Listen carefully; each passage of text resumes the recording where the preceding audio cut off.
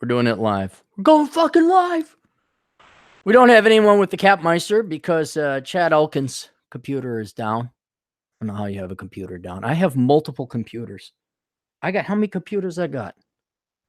I got desktop, laptop, other desktop at the Sun of Command.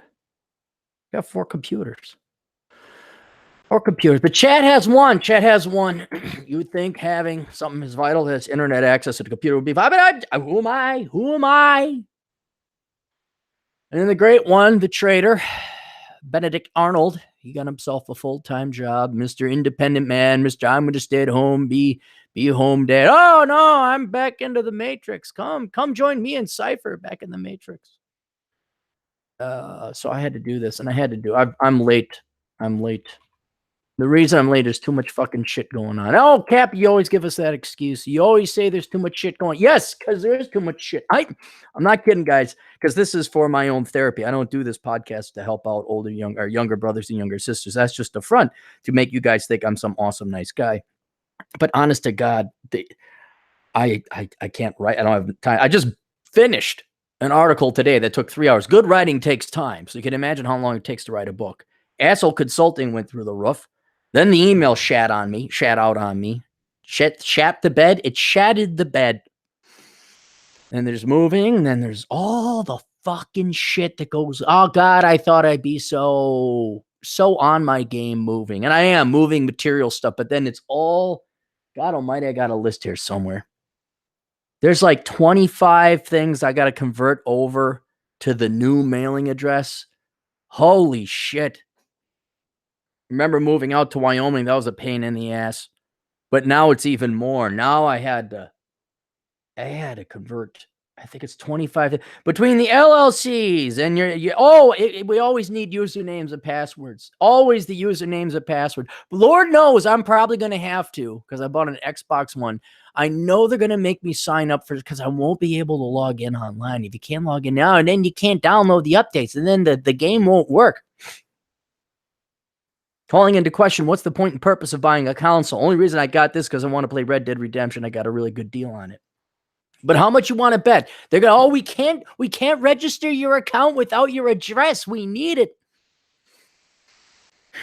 I'm going to have to send it. I might have to update it so that the new acquirer of my house, the new owner of my house, won't be getting all this mail. What the fuck is all this shit, man? Yeah. And then I just wanted to chill. I just wanted to chill and relax. But that's not going to happen. Because TJ Martinell, that fucker, at tjmartinell.com, he sent me this. We're going to lead with it. There's so much dumb shit. There is so much dumb shit. I got the to-do list here, and there's 5 articles. And usually they go back into the background. But this is such spectacularly stupid shit. And people have paid me to go over these articles. And they're good articles, guys. It's not like they're bad articles, but someone paid me, so I'm going to make you guys suffer. These are good articles peering into just the utter failure and misery and psychopathy, if that's a word, of modern-day America and Western civilization. But this one prompted me to get off my ass and actually do this delayed podcast. And it didn't say anything. TJ didn't say anything. He just sent me a link. WomenInTechRegatta.com, Seattle. And just right off the bat, with the PBR face, was a permanent resting bitch face of 4 women, and there's a guy there. And it's tiring, ladies. It's so tiring. There should be a new hashtag called not just learn to code. Hey, how about you fucking start coding or something like that? Maybe you should code now. Maybe there's the work to be done.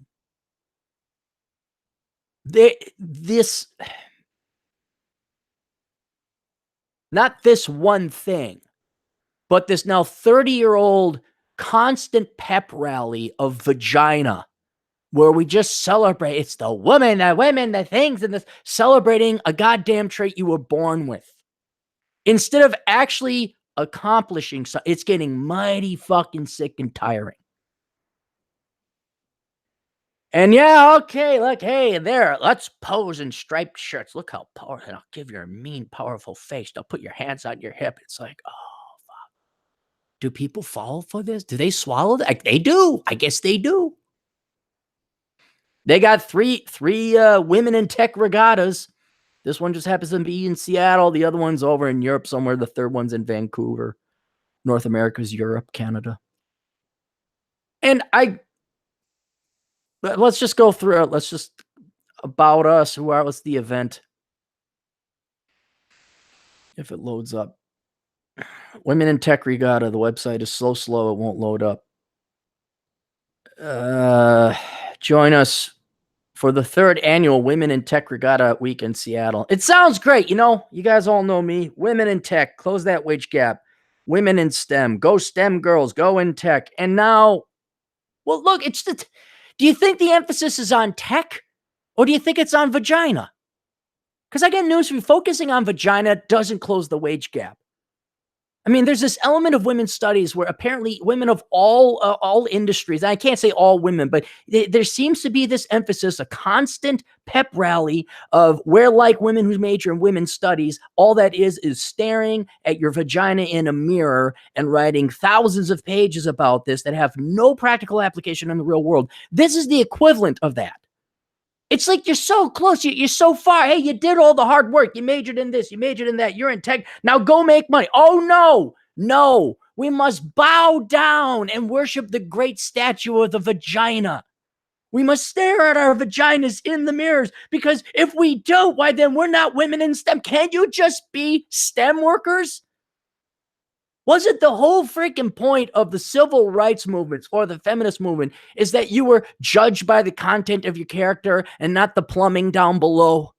Which I think Martin Luther King originally wanted to say, but he said, we better focus on this race thing first. We'll get to the sex later, but let's focus on the race thing now. That's what he said, behind closed doors. And sadly, you can predict it. You can predict it, even though this is tech, even though you think this would be a higher quality women. I would say they are higher quality women, but then it's like you just can't work a fucking job. It's always I've never walked in. Dicks in banking. Hey, you got a dick? Are you in banking? We're going to have a seminar. Dicks in banking. Let's talk about dicks. Let's talk about peni. Let's talk about pubic hair. Are they graying prematurely? What's it like to be a man? It never occurred to any guy. You know why? Because we want to go to the fuck home after we're done working. Our lives are not work. We derive value in a professional sense. We make money, but then we want to go the fuck home. Any real woman I know who is in STEM would never attend this thing. All the women I know would be like, nope, not going to this. Nope. You know why? Because they got more important shit to do. That's why. They have lives. And just hear me out. I'll try and get through this. Relationships are the true currency. No, they're not. Time is the only currency. Right off the bat. Just going with the touchy-feely shit. Relationships are the true currency. Find your tribe at the Women in Tech Regatta. None of you are going to have lifelong friends here. You know that? None of you. Go to work, do your job, put in some OT, go to fuck home, get a paycheck. That's it. From cryptocurrency to crying in the bathroom, polishing your startup pitch to why women turn on each other. Guys, I'm not making it up. It's stereotyping, but I'm not doing it. This is coming from the feminist left. They are stereotyping women as crying in the bathroom and why women turn on each other. This is worth your time and effort, ladies? You wonder why you don't make as much as men because you're pissing away your time on this bullshit. Again, there's got to be a hashtag. Why don't you go fucking code then? Why don't you go fucking code now? Where's the fucking work? Where's the GDP? We tackle topics. We tackle the topics women in tech care about, and we tackle them together.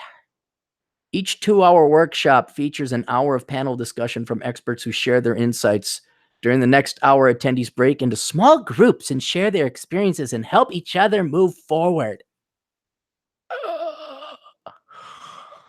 Men and women in any role at any career level in tech are welcome. Well, that's nice they do invite men. That's cool. Okay. But I think women should have their own thing. I wouldn't be insulted if men were not allowed to attend. No dress code required. Having captivating conversations, enjoy cocktails and candlelight meditation. Ladies, candlelights don't do meditation doesn't accomplish shit. All the candlelight vigils thrown in all the world didn't bring back any of the terrorist victims. All the candlelit vigils didn't solve shit. It doesn't do anything. If anything, it contributes a little bit to global warming. Cost some bees their wax. I don't know how wax is made. Candlelight meditation. Get headshots or headspace. Meet your new boss or your new best friend. Oh, man. I know, Aaron. These people don't have friends. The millennials don't have friends. They got to go. Work is their new family. Connect with local women in tech groups with senior execs and startup founders, investors, and engineers. The theme of our regatta is relationships are the true currency. Melody and some of our regatta crew are seen here in the regatta-themed shirts. Oh, and the shirt has a picture of a woman with a mustache. See, that's the other thing. See, you can't just say, hey, we're women and we're feminine and we like this shit. No, they always have to be, we're not men. We're anti-men. Not anti-men in that they are maliciously against men, but they have to define themselves in relationship to men. If you look at it, it's a woman with coiffed hair. Kind of looks like that picture of a young Stalin with a mustache. See, you get it? You get it? They're women in tech. They're not men. And that has value because they're not. No. Your vagina has no value. I cannot emphasize this enough, people. Things you were born with have no value. Your degree in STEM, ladies, does have value because people are going to pay for that. They're going to pay for your coding. They're going to pay for your cybersecurity. They're going to pay for your engineering. They're going to pay for whatever. This is I think a IT coding skewed heavy seminar they're putting together. But for God's sake, women, get over your vaginas. Get over it. But 30, 40 years of this feminist bullshit, playtime is over. When do you actually start fucking working? When are you like, hey, yeah, we're all equal now. Let's get back to brass tacks. Let's get to work now.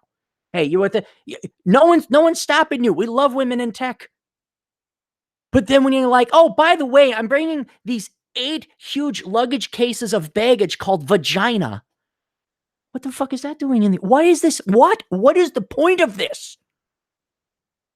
Except to piss away time and maybe master. I don't understand. Why are you wasting your time? With regatta agenda, mothership main event. Get it, mothership. How fucking cute. Resource reception featuring over 40 organizations from our vibrant city. Yeah, Seattle, vibrant. Hey, you like typhus? That support women and girls in tech, all during one night under one roof. Connect with industry leaders who can help you find new opportunities, provide you with valuable networking and powerful, oh God, networking never works. Powerful insights to push your career to the next level. Next level. I think that's going to be a phrase. Next level. If you ever hear synergies or next level, the seminar or class or whatever you're in is worthless. Completely fucking worthless. Going to the next level. What, Sergeant? You're no longer a corporal? Pay comes with that. Yeah, I hear. Yeah. Actually, oh no, they're just going to the next level. What's that in tech and women regard? I don't know. Let's go to the next level. They get a star? I don't know, Bob. I'm too busy coding, trying to figure out this email server thing. I don't know what the fuck I was going. Come back. I've gone to the next level.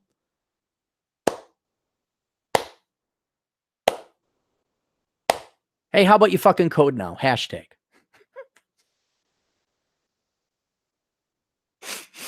Oh, God. I'm taking podcasting to the next level. Participate in a variety of exciting pop events, virtual reality demo, resume review, and job seeking advice. Oh, yeah, I can't wait for that from HR gals. candlelight meditation, and workplace hacks. Connect with new and old friends at the Connection Cafe or just relax while sipping on drinks. How about you go fucking work? How about you go work on that entrepreneurial idea you had? Instead of pissing away your money and time on this, why don't you spend some of that money registering an LLC with the SOS, fund your bank account with it, get an EIN number, and then start programming or doing whatever it was your entrepreneurial endeavor was. Why don't you go do that? This meditation. I'm going to the next level.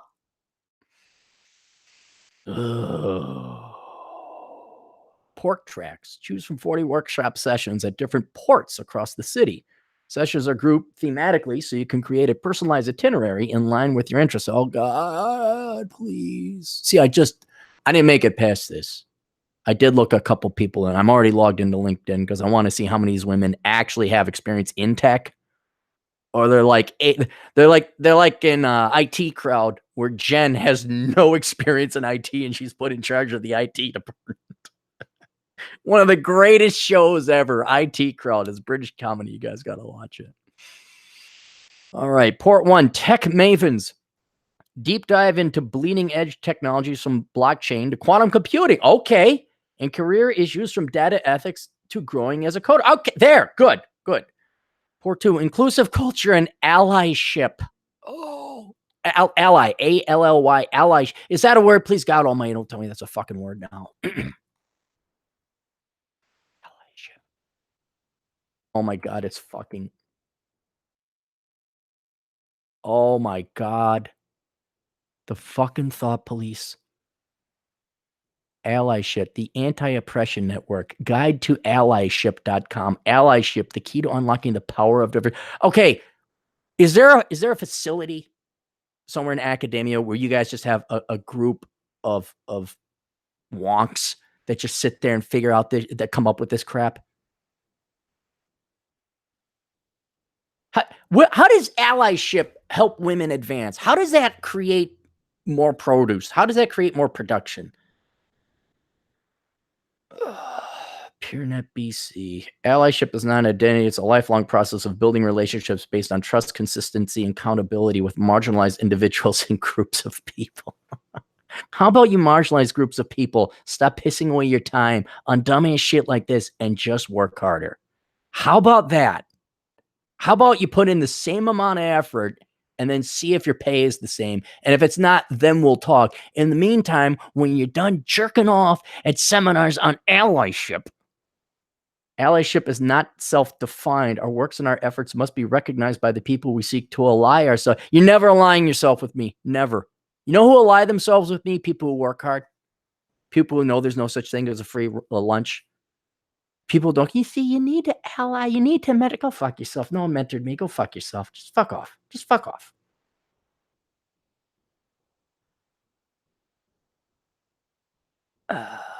There's more stuff on privilege. The Anti-Oppression Network. Guide to allyship.com. An ever-evolving and growing open source guide meant to provide you with the resources for becoming a more effective ally. How much fucking government money and how little are your problems that we are spending, Lord knows how much, on all these websites, research? Here, Merriam-Webster. Well, that's an actual definition. Fundamentals for effective allyship. Holy cow, how many results are there? 862,000? Do you guys have jack all fucking shit left to do in life? I'm an ambassador for allyship. Guys, I can't make it. This is why I don't read through it. You never know what pearls you're ever going to find. I mean, anything to avoid work, right?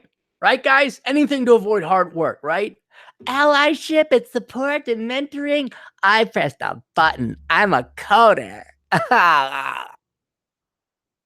What really pisses me off is it's shit like this that gives the women I do know who are in STEM a bad name. There are, well, we all know Jessie Price.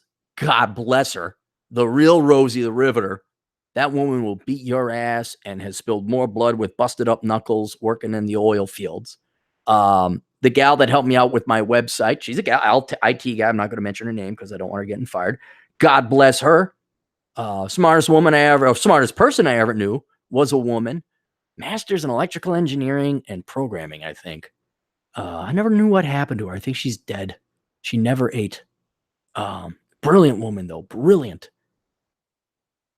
And this patty cake bullshit. Because you're not gonna get a guy like me who knows there actually are hardworking women. All right, you're not always gonna get me who's intellectually intelligent and honest. Yeah, this just represents the pink fluffy faux stem types. We gotta go drink wine and espresso and gelato and prosecco and other things that ends in vowels, and we're gonna meditate and have candles, and we're gonna talk about ally shit. You're avoiding work. All right, most people are gonna look at that and say, okay, pretty much we can dismiss all women in STEM. You know how women who falsely accuse men of rape, now if a woman is actually raped, now guys are like, I don't know, cops or it didn't happen. You're ruining the reputation of hardworking women who actually want to make it in STEM, because you're just turning it into, frankly, an unprofessional waste of time. I don't know what to call this. This feels more like business school than IT school. It's all networking. It's all work avoidance. It's all getting the deal done. I'm a big idea guy. I'm going to get this done. I'm going to make the deal. See, we're doing business now. We're golfing. See how busy we are. I know it looks like we're having fun. We're just getting trouble, but we're golfing. We're doing business on the golf course. That's what it looks like. This is frivolous. There's the word, frivolous. This is a frivolous pissing away of time. Now, not that first one. Deep dive into the bleeding edge technology of blockchain to quantum computing and career issues from data ethics to growing as a that's legitimate. That makes sense. But number 2, inclusive culture and allyship. Oh, fuck off. How many more decades of patty cake do you need? How to build stronger, more diverse teams and be an effective ally and mentor. How about fuck diversity and we just hire the best? And we're going to have women in there and minorities too. How about that? So that when you're actually employed, ladies, you know you were hired because you were the best, not because of your hoo-ha. Or do you not care? Are you going to play the race card? Not the race card. Are you going to play the sex card? Is that what's going to happen forever? Because then you can't claim to be equal then. You can't constantly vagina card, vagina card, vagina card, vagina card, vagina card.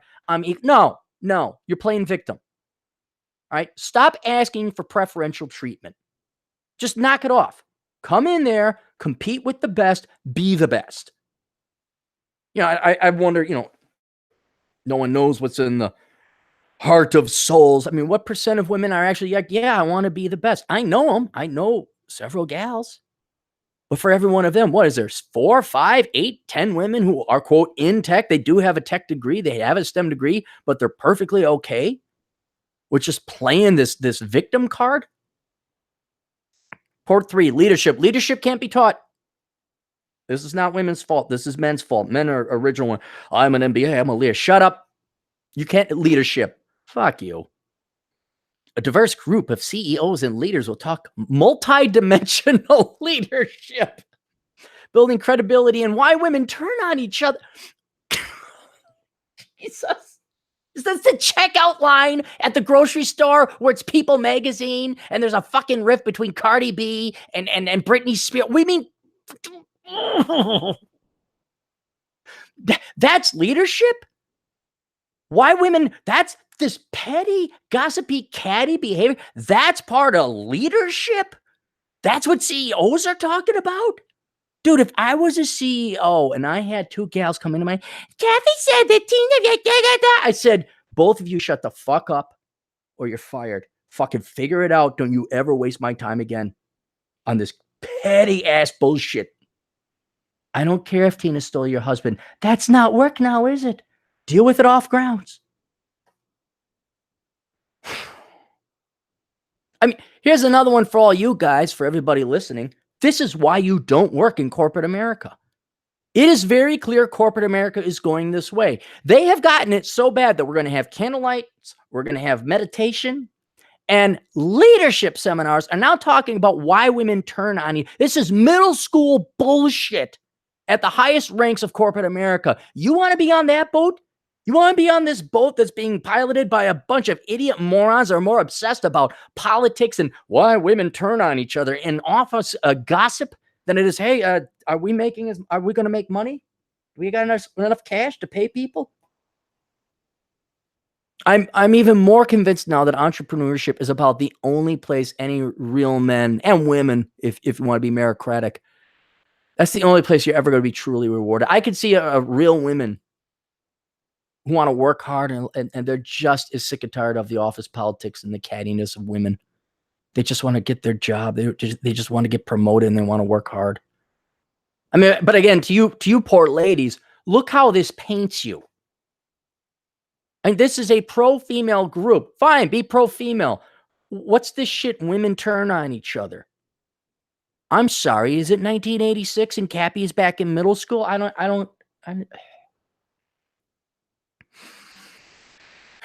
By the way, don't send any super chats in now. Not going to it now. We'll get to it later. Just wait till I'm done with this. Startups, how to polish your pitch, succeed at your side hustle. Okay. All right. And build the right relationships and just jump in. I don't like the right relationship. Just jump in. Hey, I need financing. Are you a bank? Here's my business plan. It's pretty thorough. I have forecasts projected by the Chad Elkin CPA. He signed off here. Think you'd be interested? Thank you. Career acumen. Learn how storytelling, mentorship, and meaningful connections can help you meet your career goals and even change careers midstream. What? Yeah, and here's a picture of the gal with the mustache. And women, see, now here's what women got other mustaches. See, it's not just a picture of the model who's a female with the coiffed hair and a big bushy 1890s mustache. Other women in the background are wearing the mustache. See? Because that'll help close the wage gap.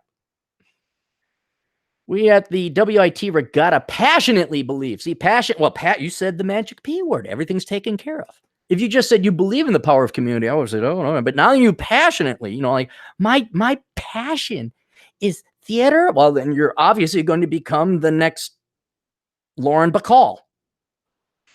Passionately believe in the power of. Oh, passionate hangs up there with next level. So anytime you hear the word passion or passionately, it's like next level or leadership. It's all bullshit. And strive to build new connections in our ever-growing ecosystem. We'll provide a powerful week brimming with opportunities to build your tribe and buoy your spirit. No oars required. Our goal is for everyone to be seen, heard, and to walk away from this week with new ideas and relationships.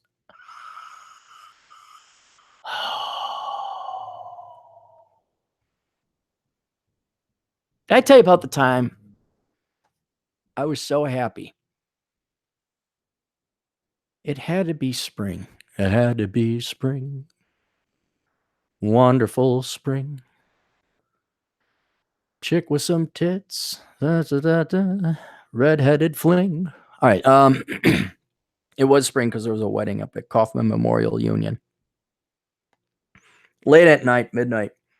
And I was doing my regular patrols. And I got up, elevator opens up, and there's two drunk bridesmaids in front of me. I'm like, oh.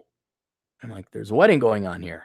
And that would happen occasionally, but they just didn't tell us. And so they're drunk. And I'm like, I got it. I'm like, hey, there's a wedding. Are we in trouble? Are you going to arrest us? No.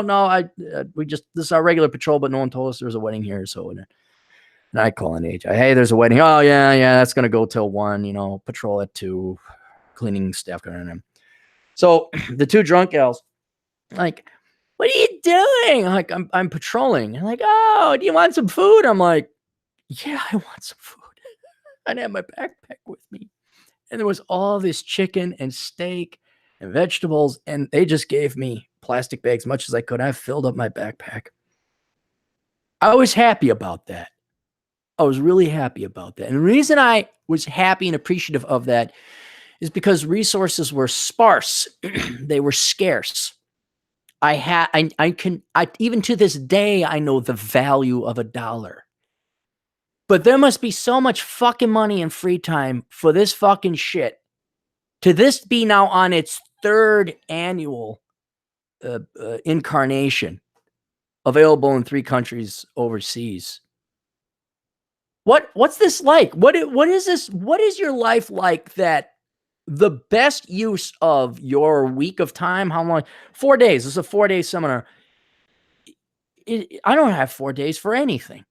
I don't even know if there's 4 days. I like, yes, that's so important. I'd spend 4 days. How cake is your life, or how unchallenging, how full of resources is your life that the best use of 4 days of your time, sacrificing pay and work, I might add, unless work is paying for it, that this is the best use of your time, that it's worth for you to spend 4 days on this itinerary.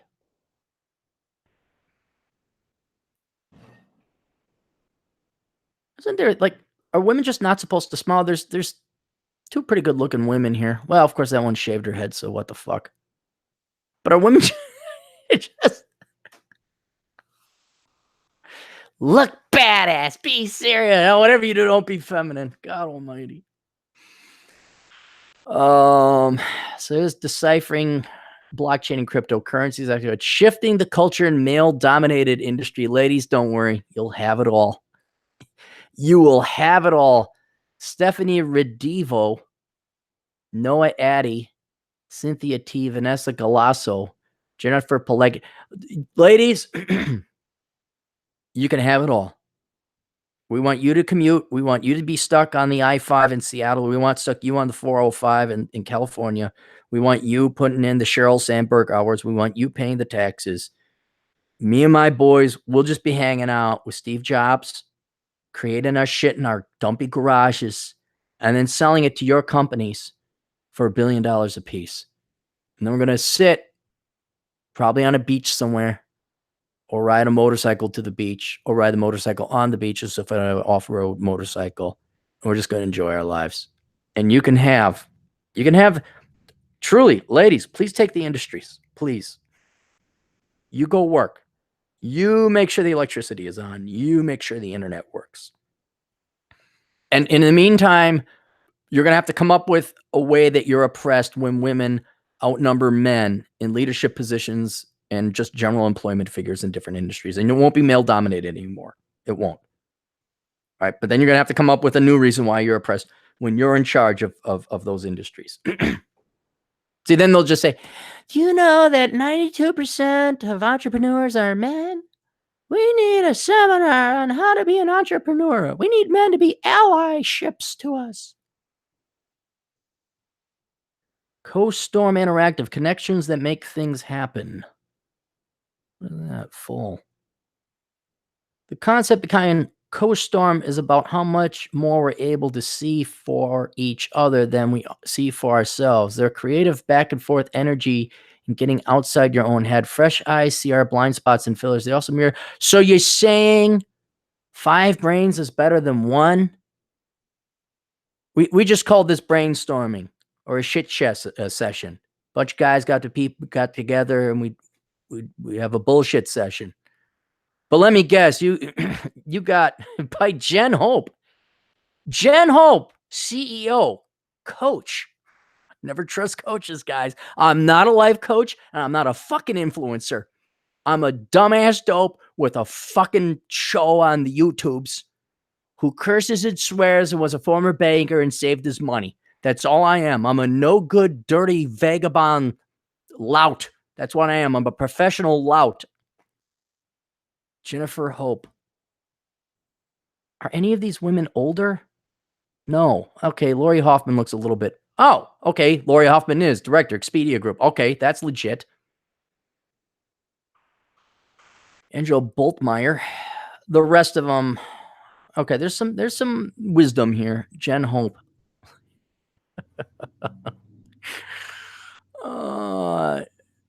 Jen Hope is obsessed with creating successful momentum that produces confident leaders.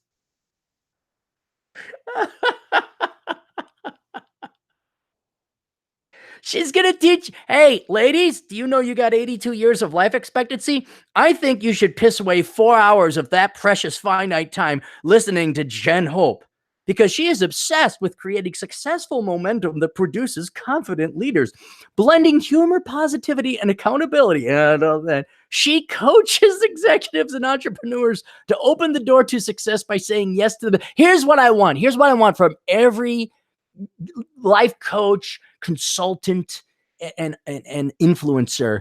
I want to see what your tax returns look like, and I want an audited balance sheet of your net assets, your net worth. I want to see how successful you are as an individual, because then I'll know whether or not you actually know how to make it in the real world, or this is just bullshit. She coaches executives and entrepreneurs to open the door to success by saying yes to themselves. Her fierce support, strong business and marketing savvy, and strict no bullshit she cursed inside positive growth and transformation. What's the saying for asshole consulting?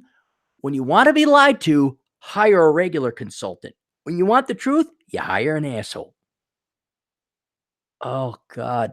Let's look at her website. Oh, jeez. Business builder and bullshit slayer. Are you ready to take strategic action and slay your BS? Hey, she's getting by her look. She's good looking. Like a fitness trainer for your professional life. What's her bio? I want to see her resume. Meet Jen. She's a speaker and a coach. With 1 part tenderness and 2 parts, just what's your fucking resume, dude?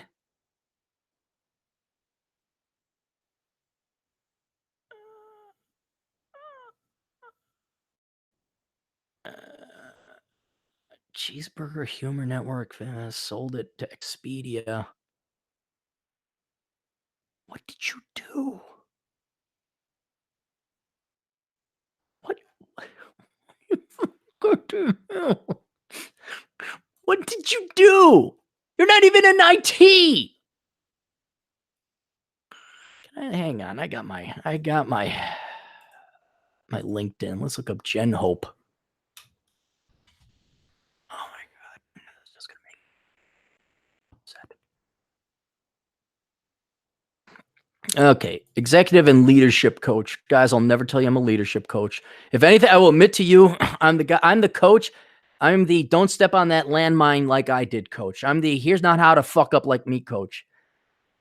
Majored in business. Show more. Executive coach, marketing leader. She's a leader at the Stability Network. VP of marketing, Trover. Marketing consultant, director of marketing. Education, BSM. Okay, so she's younger than me by at least 5 or 6 years. And I don't know what volunteer, leader, coach, guest lecturer, group fitness instructor, marketing director, media man. Okay, so no accounting, no IT. I knew this was going to happen. I knew. Okay, Wendy White, she's vice president of Expedia. I'll grant you that. Shia Hardy, managing director at Empower Amsterdam, a nonprofit organization that believes in creating inclusion and community for foreigners in different cities. They help unemployed professionals get back to work faster with free career. Thrive in Learning and Development, nonprofit, CEO, Expedia Group. Okay, Helen Baker, vice president of technology. Hang on, Cappy, hang on. She's the VP of technology. Please tell me she has IT experience. All right, let's go LinkedIn. Come on, guys. Come on. Experience. Worldwide engineering, corporate IT, program management, senior program manager. Okay, action, MIS as a degree now. All right, there we go. Listen to her. God, is it going to be 1 in every 4 actually has some kind of senior director technology? Expedia. Oh, Expedia must be funding this. This is all Expedia. This is all Expedia. Of course, there's blue hair. There's a blue-haired one. Did Expedia just pay for this? Is that what it is? All right. So you guys can wait 4 hours to learn. I'm sure there's the process. See, there's the process of co-storming. It's not brainstorming. It's co-storming. Toxic tech, mindful strategies to build resilience, like robustness and resilience against hacker attacks.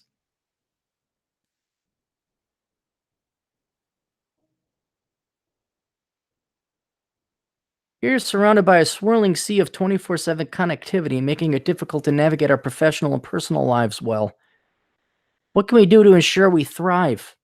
How can we protect ourselves from drowning in these turbulent waters? I don't know. Just go off of social media for 2 weeks. I do that at times. I go ghost from Facebook and Twitter. I don't post stuff on Instagram. Jacqueline Tuma, founder and CEO, Curious Enterprises. Okay, here we got a gal from Microsoft Corporation. Okay, that's legit. SAP, all right. There's some legit people here. I don't know, time management. Really, is that you don't know how to manage your time? To seek funding or not to seek funding. That's good. That's finance. Be awesome. Turn flaws into awesome. Okay, here we go. Jesus. On it. For the younger women, for the little sisters, this is the older brother podcast. For the little sisters we got out there who we do desperately want you to do better. Girls, do you think spending half your time on bullshit seminars in class? Look, half your class is already pissed away in college on bullshit liberal arts and humanities and Marxist, leftist indoctrinated propaganda classes that have nothing to do with your degree. Okay. Could you imagine how much better a student or a engineering graduate or a computer science graduate or an actuarial science graduate or a CPA graduate, could you imagine how much better you'd be if instead of only half your classes being in your actual field, you could have full 4 years in your actual field? Could you imagine how much better you could be? All right, now think about this seminar, because you're going to have CPE and seminars and all that. How much of a better employee would you be if you just cut through all the bullshit seminars and classes or whatever else, and you just like, yeah, you know what? I learned how to program Python. I got certified in Python. There was this industrial certification I needed as a civil engineer, and I went and I got it. No, I didn't take the class on how to brainstorm. No, I didn't get my certification on how to turn flaws into awesome flaws. Tyra Banks coined flossum to describe someone who embraces their flaws and knows they are awesome. Fuck. Oh. Take a look at this. TJ, I hate your fucking guts, man. I hate your fucking guts. Nobody wins when you play small. During this session, you'll hear from people who have overcome tidal waves by making intentional choices to be bold, stand out, make mistakes, and still show up. Learn how leaders at multiple career stages sailed into a world without limitations, embrace their greatness, and decide to say, not sorry. Is that a hashtag? Following a 45-minute panel, stay for an audience breakout and interactive workshop where we will explore and discuss how flossum, let's add flossum to next level, and passionate. You're just so flossum? Oh my God, why is there a wage gap? Girls, I'm trying to get you before you get to college and you get brainwashed. Do you understand what a waste is? You have time. That's all you got is time. Okay. You might be lucky to have rich parents, which their money that they've earned is no more than them giving you more of their time. It's just time. It just happens to be their time, which you can use their money and their time in the form of money to command the time of others to do things for you. Okay. It's just time, but you still have only a certain amount of conscious sentience awareness before you either die or you get Alzheimer's. You're not aware that you're there anymore. Okay. Now this finite amount, this will go away. This will go away. Do you want to waste it on learning how to be flossum? Or maybe you just work a couple extra hours. Just point out. Moji iGun is founder of Blue Dicey account. Because there's a lot of founders and entrepreneurs of Fortune 1 billion companies. Say, Aaron, what's a Fortune 1 billion company? Does that mean they have billion? No, it just means they're in the top 1 billion of companies. There's like the Fortune 50, you know, like IBM, Disney, General Motors, you know, companies you've heard of. Then there's the Fortune 500, you know, okay, size. But the Fortune 1 billion is dipshit Joe walk down. I'm in the Fortune 1 billion. Asshole Consulting is in the Fortune 1 billion. The kid with the lemonade stand down the street, Fortune 1 billion. And Moji iGun with Blue Dicey Consulting, all these founders with all their companies, Fortune 1 billion.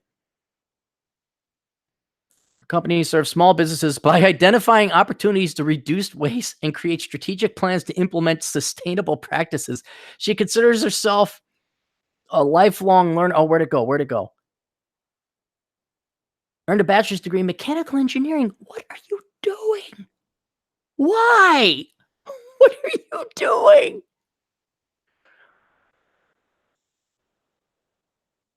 We're finding out how to get rid of waste.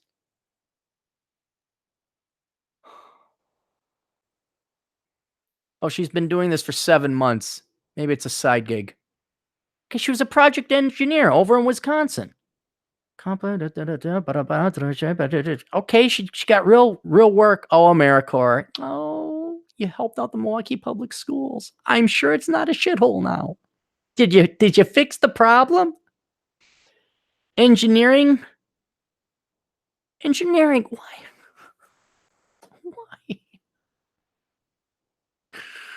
Girls, if you spend the time to get a degree in engineering, stick with it, make your money. Don't start some kind of consulting thing that isn't going to work.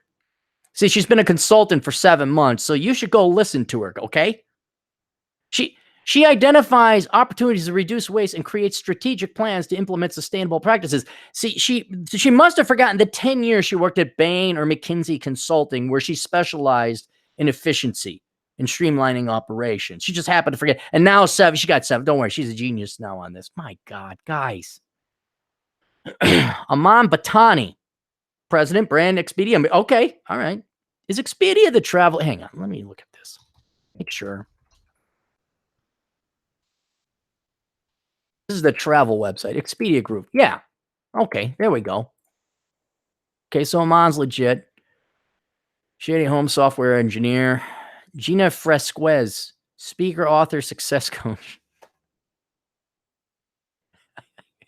Aaron, are we going to look? Yes, we are. Every life coach ever, we're going to look at them. Oh, God, look at all the. Hang on, let me close out of all these things I could open. Flossom. I'm going to close that out.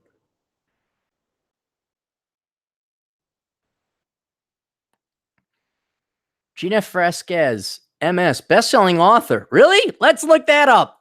God, I feel like the great one. Gina Fresquez. It's amazing how many best-selling authors there are that sell less books than me. Come on, Clary, get the cap locks off. Amazon.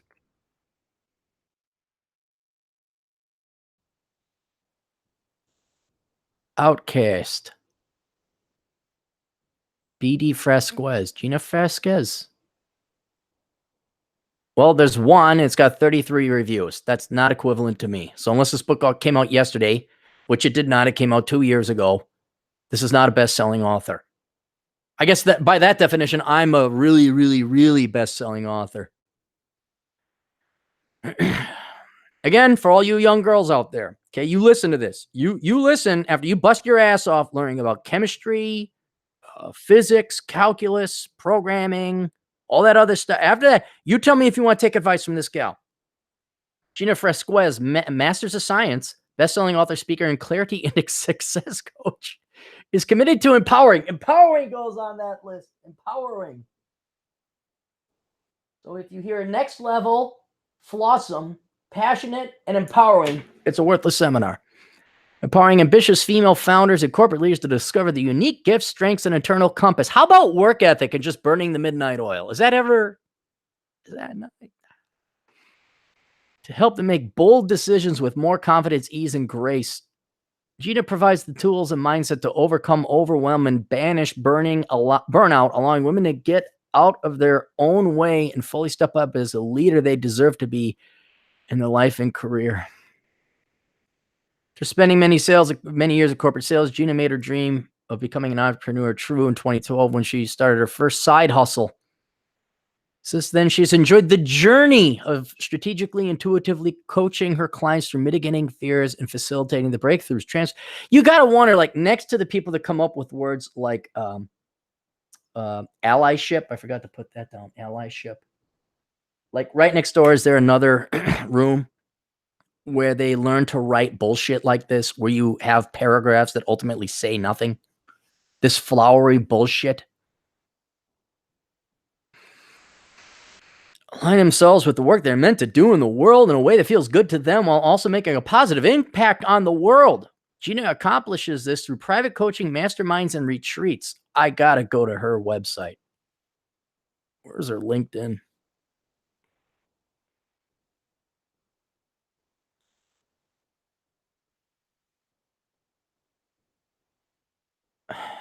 About podcasts. How many podcast episodes does she have? I wonder. Oh, she's got 6. Oh, season 2. All right. Maybe she does have more. Season 2, 6. How many does season 1 have?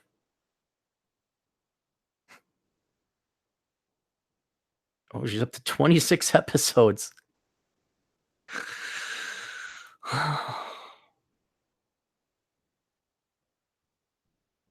Do women ever realize how much other women lie to you? I mean, yeah, you hate the asshole. You hate men. Yeah, but at least men tell you the truth. Noise, social media, blah, blah, blah, feelings. So how do you want to feel? What if by discovering how you want to feel in all areas of your life and business, it opened up to the possibility to always be on the right path? Your path, your way, fulfilling your purpose. Does it just sound like follow your heart and the money will follow? How's that working out for the millions of people? She raises chickens. MS, Master's Degree in Coaching and Certifications from the Institute of Integrative Nutrition and Transformational Coaching Method. There's a network for that?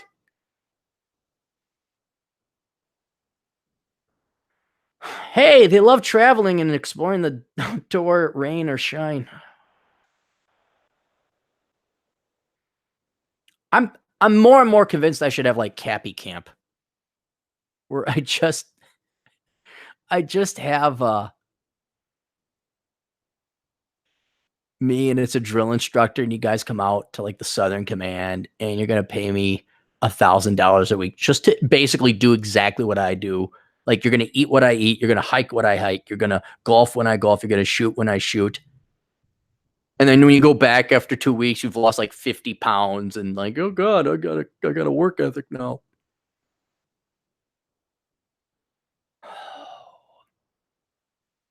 Awesome. Leading from every chair, multi-dimensional leadership. What's that? What's multi-dimensional leadership? Join this session to hear from conventional and unconventional leaders with vastly different leadership styles. Learn how they navigate rough waters. None of you are leaders yet. Let out the sails to capture momentum and drop anchor when necessary. This comes from that other room where they're all writing flowery bullshit. Bonus. See, there's more. Wait, there's more. Learn why you're a leader already. Fuck experience. Fuck hardship. Fuck hard work. It's just, you're a leader already, even if you don't currently recognize it. Oh, man. What bullshit. Janice Lichtenwald, leadership coach, not a coach. You never trust coaches. Certified as a professional co-active coach. There's a certification board somewhere. Janice partners with individuals and organizations to learn how to code C# and Python. No. Focus on emotional intelligence, deepened self-awareness, collaborative leadership, and building. Why don't you fucking say anything tangible or concrete? Oh, she enjoyed a 25-year career in what? Prior to coaching, 25-year career as a radio broadcast. Okay. All right. Yeah. All right. Team passionate about software. Oh, this guy's passionate. Eleanor Edgenlidis. She's now the founder and executive director of Open Hearts, Big Dreams.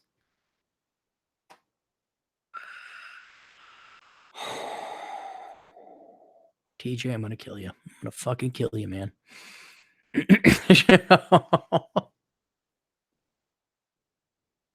We're only in day one. There's like 3 more days to go. Embracing your inner Wonder Woman. Look, again, to the younger sisters out there, for the women who are attending this, okay, it's too late for them. They're in the 20s and the 30s. They've swallowed the Kool-Aid whole. They just think this is what it is. It's a pep rally. This is just a celebration of vagina. Now, do you actually think a celebration of vagina is going to improve your skills as a programmer, an engineer, a designer, actuary, doctor, entrepreneur? Do you really think that's going to help improve you? All right. People don't care. Well, okay. Guys care what's between your legs, but that's for other purposes. But when it comes to the business world, no one gives a shit. Can you code? Good. We got a Ruby project over there for you to do. Can you fix a car? Can you fix a pump? We got an oil field machine that's down. Go fix it. And by the way, here's $45 an hour and a stipend. We need to have our fluffy bunnies and our inner woomies all fluttered above. Well, we have a public speaker who runs the Yay for Us organization of Yay for Us Incorporated. A roundtable discussion about navigating through your career, stepping up to new opportunities, and how to be a Wonder Woman who has it all. We'll hear some authentic stories from some Wonder Women in tech. I don't know, like maybe you guys would just be a mother and raise your damn kids. That might be one thing.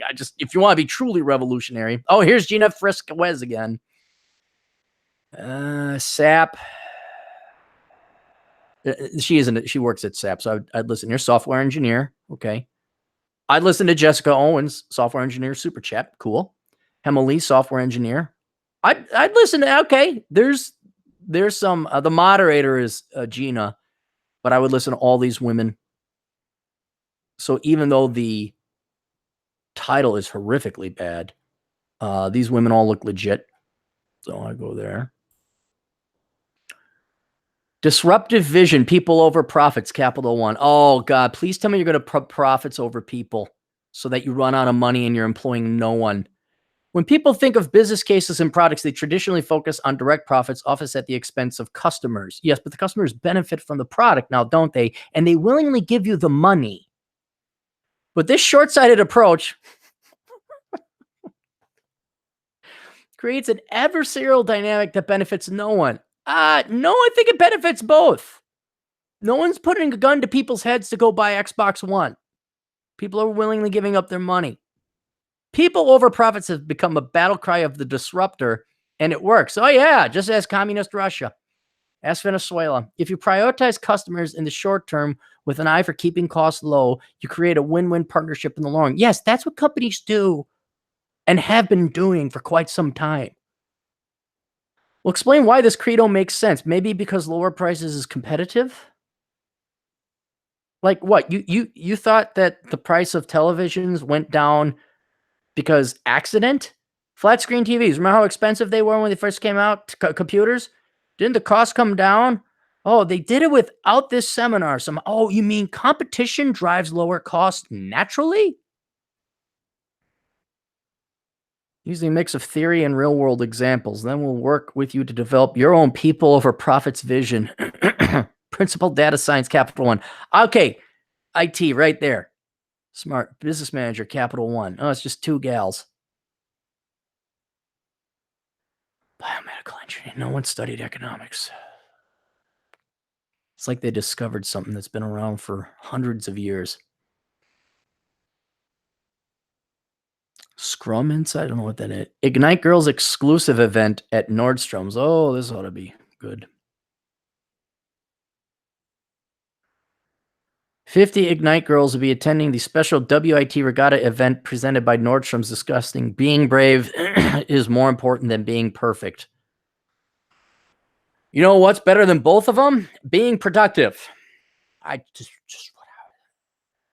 at Ignite Worldwide, brave, Ed Brave. Brave and courageous. We'll send a message that successful women are brave, not perfect. No, successful women are not brave. Successful women are productive. Takes courage. There's courage. Brave is often not missing courage. Too far behind it. To not give up when things get hard. It's called tenacity. And when you get bad grades or make mistakes, you can recover and go on to be successful. Hearing the stories of real women counteracts the nonstop negative messaging girls are told on the internet, TV, and not where is this? Where is this not where? Because I just saw contradicting this explanation here. There's a poster now at the Hamilton International School of Seattle. You guys are in Seattle. You could go look at it, where it says women are perfect. Where are women being discouraged? Where is that happening? Oh my God. Oh, the CEO is Miss Magazine. Okay. All right. Okay. Right. All right. Yep. In their own words, stories of underrepresented voices in text. The sales are set. What next? An interactive workshop to create your personal vision, launch it broken, fix it live. It's not them, it's you. Why your team members are breaking up with you and what you can do about it. Changing the game, increasing the representation of women in games and digital media. You know how you can do that? You can start putting guns to women's heads so they stop playing with dolls and they stop majoring in sociology, and you force them through concentration camps to play video games and learn to all code. Okay? That's how we should get. That's how you can increase representation, because we don't want women to have choice. We wouldn't want women to just kind of do what they want, right? Back from the void, resilience of not meeting expectations, engineered a leader, navigating the uncharted. All right, that sounds kind of cool. When women turn on each other. Oh, we got to see this. Guys, it's just, there's so much here. Janessa Krasnow, as an experienced designer, storyteller. Is storyteller becoming a profession? And presentation coach. My work is rooted in creating dynamic. That's another word. Another word to tell it's bullshit. And memorable events and speakers. I work with individuals and teams to craft the most impactful, inspiring, and powerful communication messages, whether they are spoken,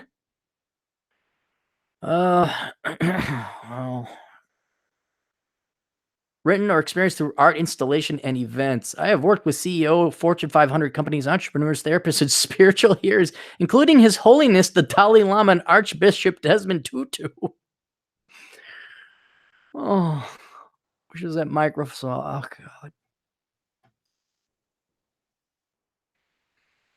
CEO Mad Alice. What's code.org? Mad Alice. Can't say more, but it combines Mona's three passions: arts, storytelling, and technology. Wait, is storytelling a fucking thing now? Here, I'll tell you a story. There was this kid called Cappy. He was brought under piss poor conditions by his Lutheran father, who believed 100% that the Lord would provide. After not being provided for about 8 years, then Cappy ran in, luckily, to the stepdad, who actually had some money. And then we had some nice food. We had our first full Pepsi at the age of 8 or 9.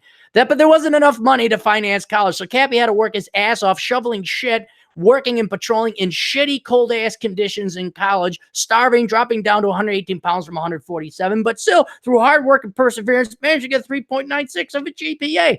Then he went into the wrong industry, still had to fucking suffer, ended up teaching ballroom dance class, ended up being forced to become some kind of weirdo author, podcaster, YouTuber guy because of the internet. And then he lived in basements for a long ass time. And then finally, at the age of 42, paid off his house and he could afford to golf occasionally. There, that's a fucking story. Happy ending, the end. Pay me.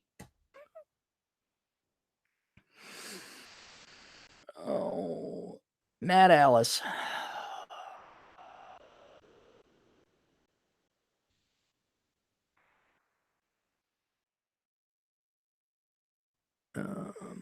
It's a game.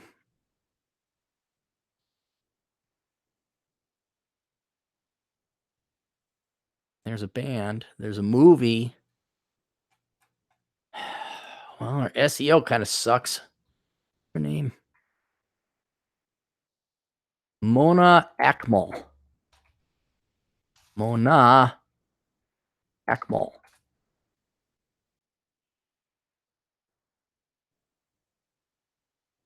It's not showing up. Oh, here. Mona Akmal, great area, LinkedIn. Okay. Now we'll get to the website. Thinking of new ideas.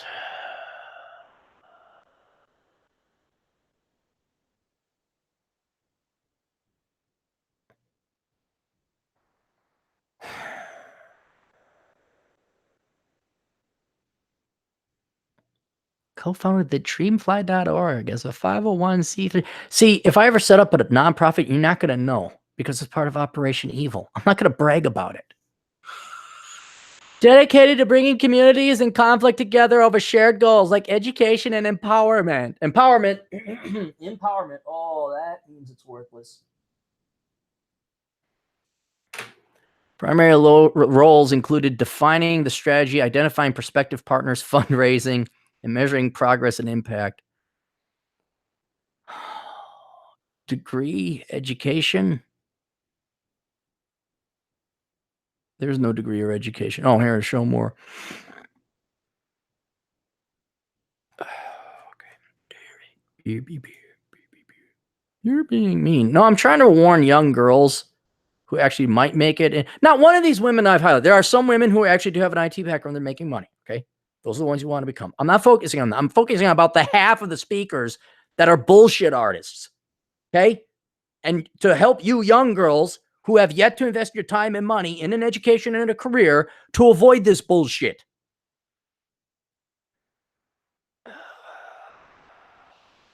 Clinical psychologist, psychotherapist. Oh, good. They have a student. There's a student that's speaking. You're not even graduated yet.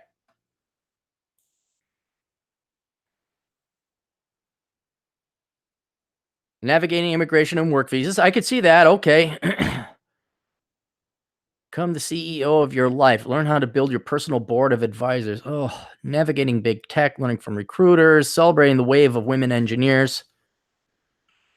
True allyship. Be a better ally all the day, all the time, every day.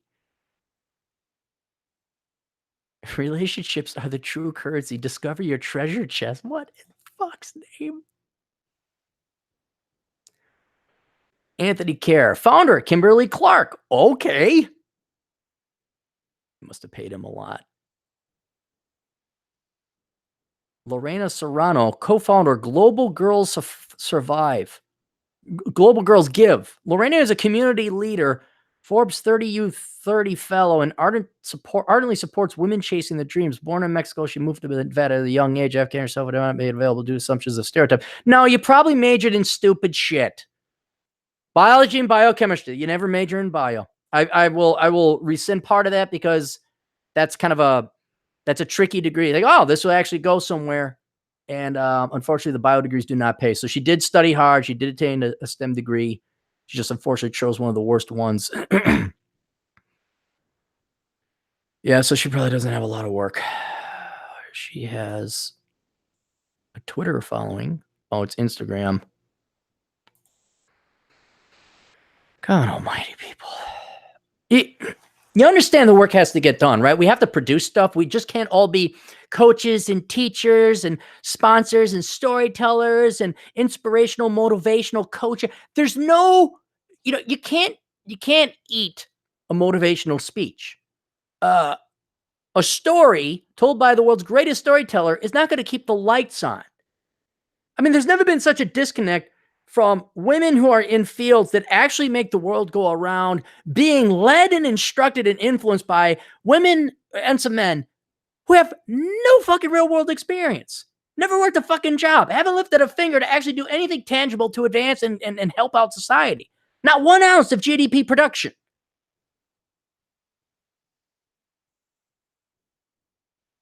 I mean, it's such a letdown. It's stereotypical. It's stereotype. It's failure. Sponsors. Yeah, of course. You guys all threw money at this. Look at all these large companies. Some Fortune 50 companies did throw money at this. Can you guys at least look to see whether or not the seminars and the workshops you guys are sponsoring isn't 50% bullshit?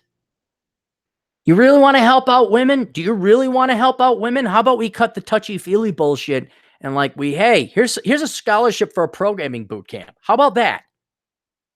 And it's not all science. Yes, it is. Yeah, it actually is. I've never seen men have this knitting circle ever.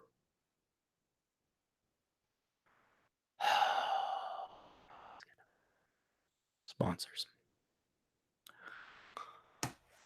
All right, if you want now, send in the super chats. Let's do that, or as we call it, the blood shekels, as DT would berate you and yell at you in a Stefan Molyneux-esquian way, listening without donating, which is theft. I don't care.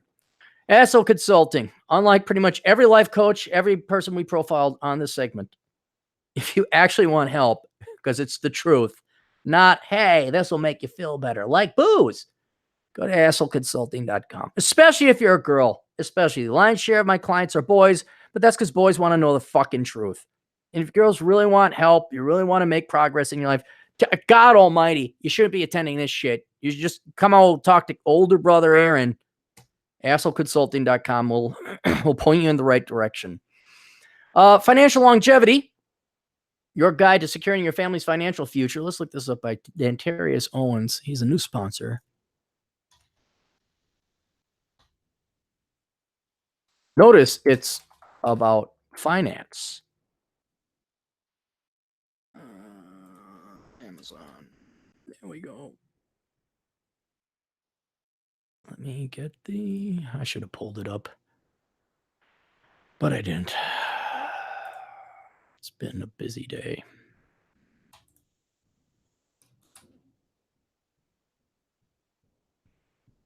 Here it is. Why is it way down here, Darius? And why is it in Spanish or Portuguese? All right, here, I'll just read this. Are you drowning in debt, losing sleep over student loans, wondering if you'll make the bills at the end of your month? See, notice they've never, so far, Darius has not mentioned allyship, next level, flawsome, passionate, empowering, brave, courageous, dynamic, or empowerment. He hasn't mentioned any of those things. He basically said literally tangible, practical things like, are you in debt? Oh, yeah, I am in debt. Would you like to get out? Yeah, I would like. But he didn't use all the bullshit words. Well, worry no more. So he's going to take care of it. This book that outlines the secrets to laying a stable, secure financial future for both you and your family for generations to come. Dan Owens is just like you, an everyday, hardworking American who got sick. See, he didn't start a 503c to raise awareness about the puppies and the flowers and the feelings and the vaginas. He was an everyday guy who probably was in debt and got out of it. Now he's like me, sharing his experience of how he screwed up so you don't. You might actually make a positive rate of return on this, what is it, $12 book? Whatever it is. Unlike the thousands of dollars that you paid for the Seattle regurgitation seminar, whatever it was. Got sick and tired of being in debt and out of money. But instead of fretting about his finances, Dan got to work and learned from leading financial experts the best way to manage his money. For years, Dan studied and perfected the trusted, time-tested approaches to personal finance that he's now compiled in a clear, easy-to-understand roadmap for achieving financial independence over the long term. From slashing your personal debt to buying your first home to planning for retirement, Dan Owens, perhaps the first millennial in America to pay off his student loans within 1 year of graduation. Right there, Dan. Right there. I'm using that to promote this. That's an accomplishment. That's an achievement. Oh, man, my side's hurting. Oh, geez. Dang it. That was good, Dan.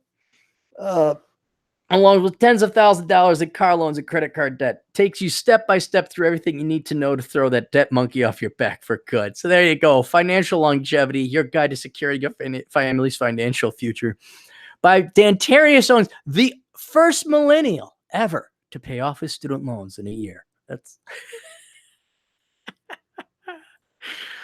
a website. I haven't given these guys a shout out, but Viva La Manosphere. Check out those guys at vivalamanosphere.com. It's basically the Drudge Report of the Manosphere and Red Pill community.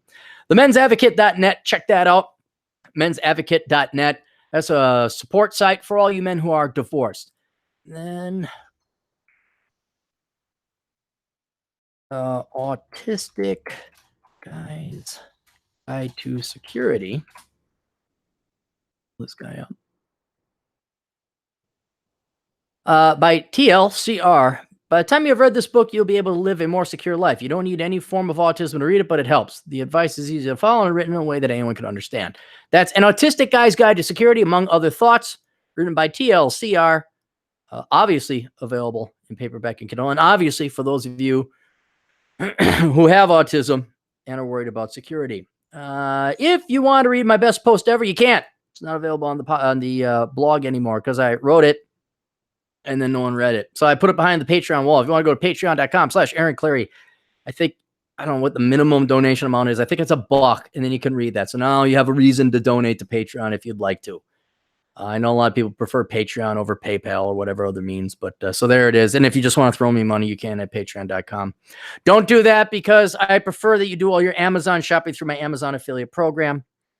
Go to olderbrother.com/donate. There's 3 ways you can help out financially. One is Patreon. The other is PayPal. You get nothing for that. It's just a pure donation. Okay, Patreon, you do get access to that Sanity is the Future of Wealth article.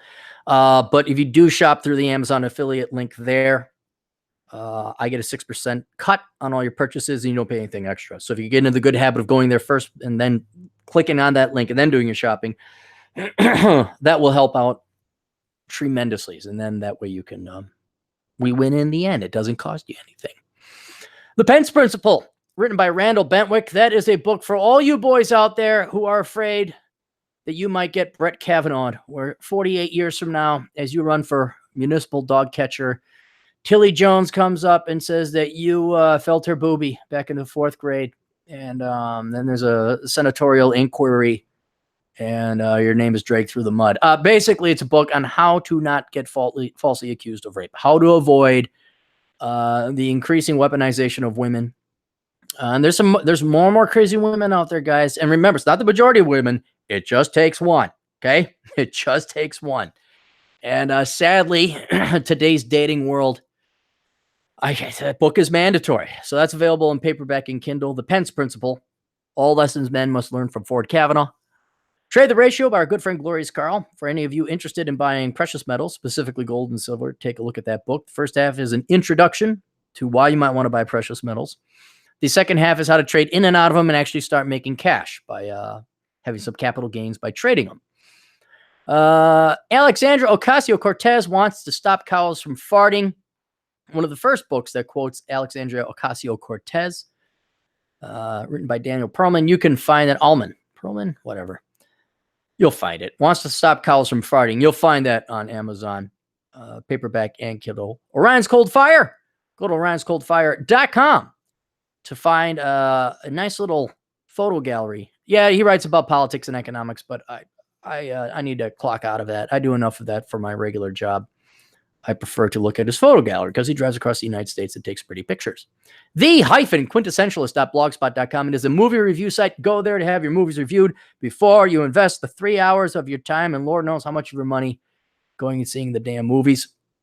Movies are becoming shit now, and they're worse. They're becoming sermons where you just don't want to. Yeah, oh, wow. Okay, I got it. I know. Left this by. I know. Yeah, we got it. Yeah, I'm not going to go see, I hate to say it, I'm not going to see the Avengers Endgame in the theater unless world-class bullshitters or the quintessentialists came out and said, oh my God, it's a must and there's no politics. Okay, then I'll go see it. But right now I'm kind of like, nah, it's going to be a DVD rental. That's going to be a DVD rental. I know what happened to Guardians of the Galaxy. I saw what happened. And sadly, Guardians of the Galaxy 2 wasn't political at all. It was just an emotional tampon of sap. That was horrible. I don't think I've ever seen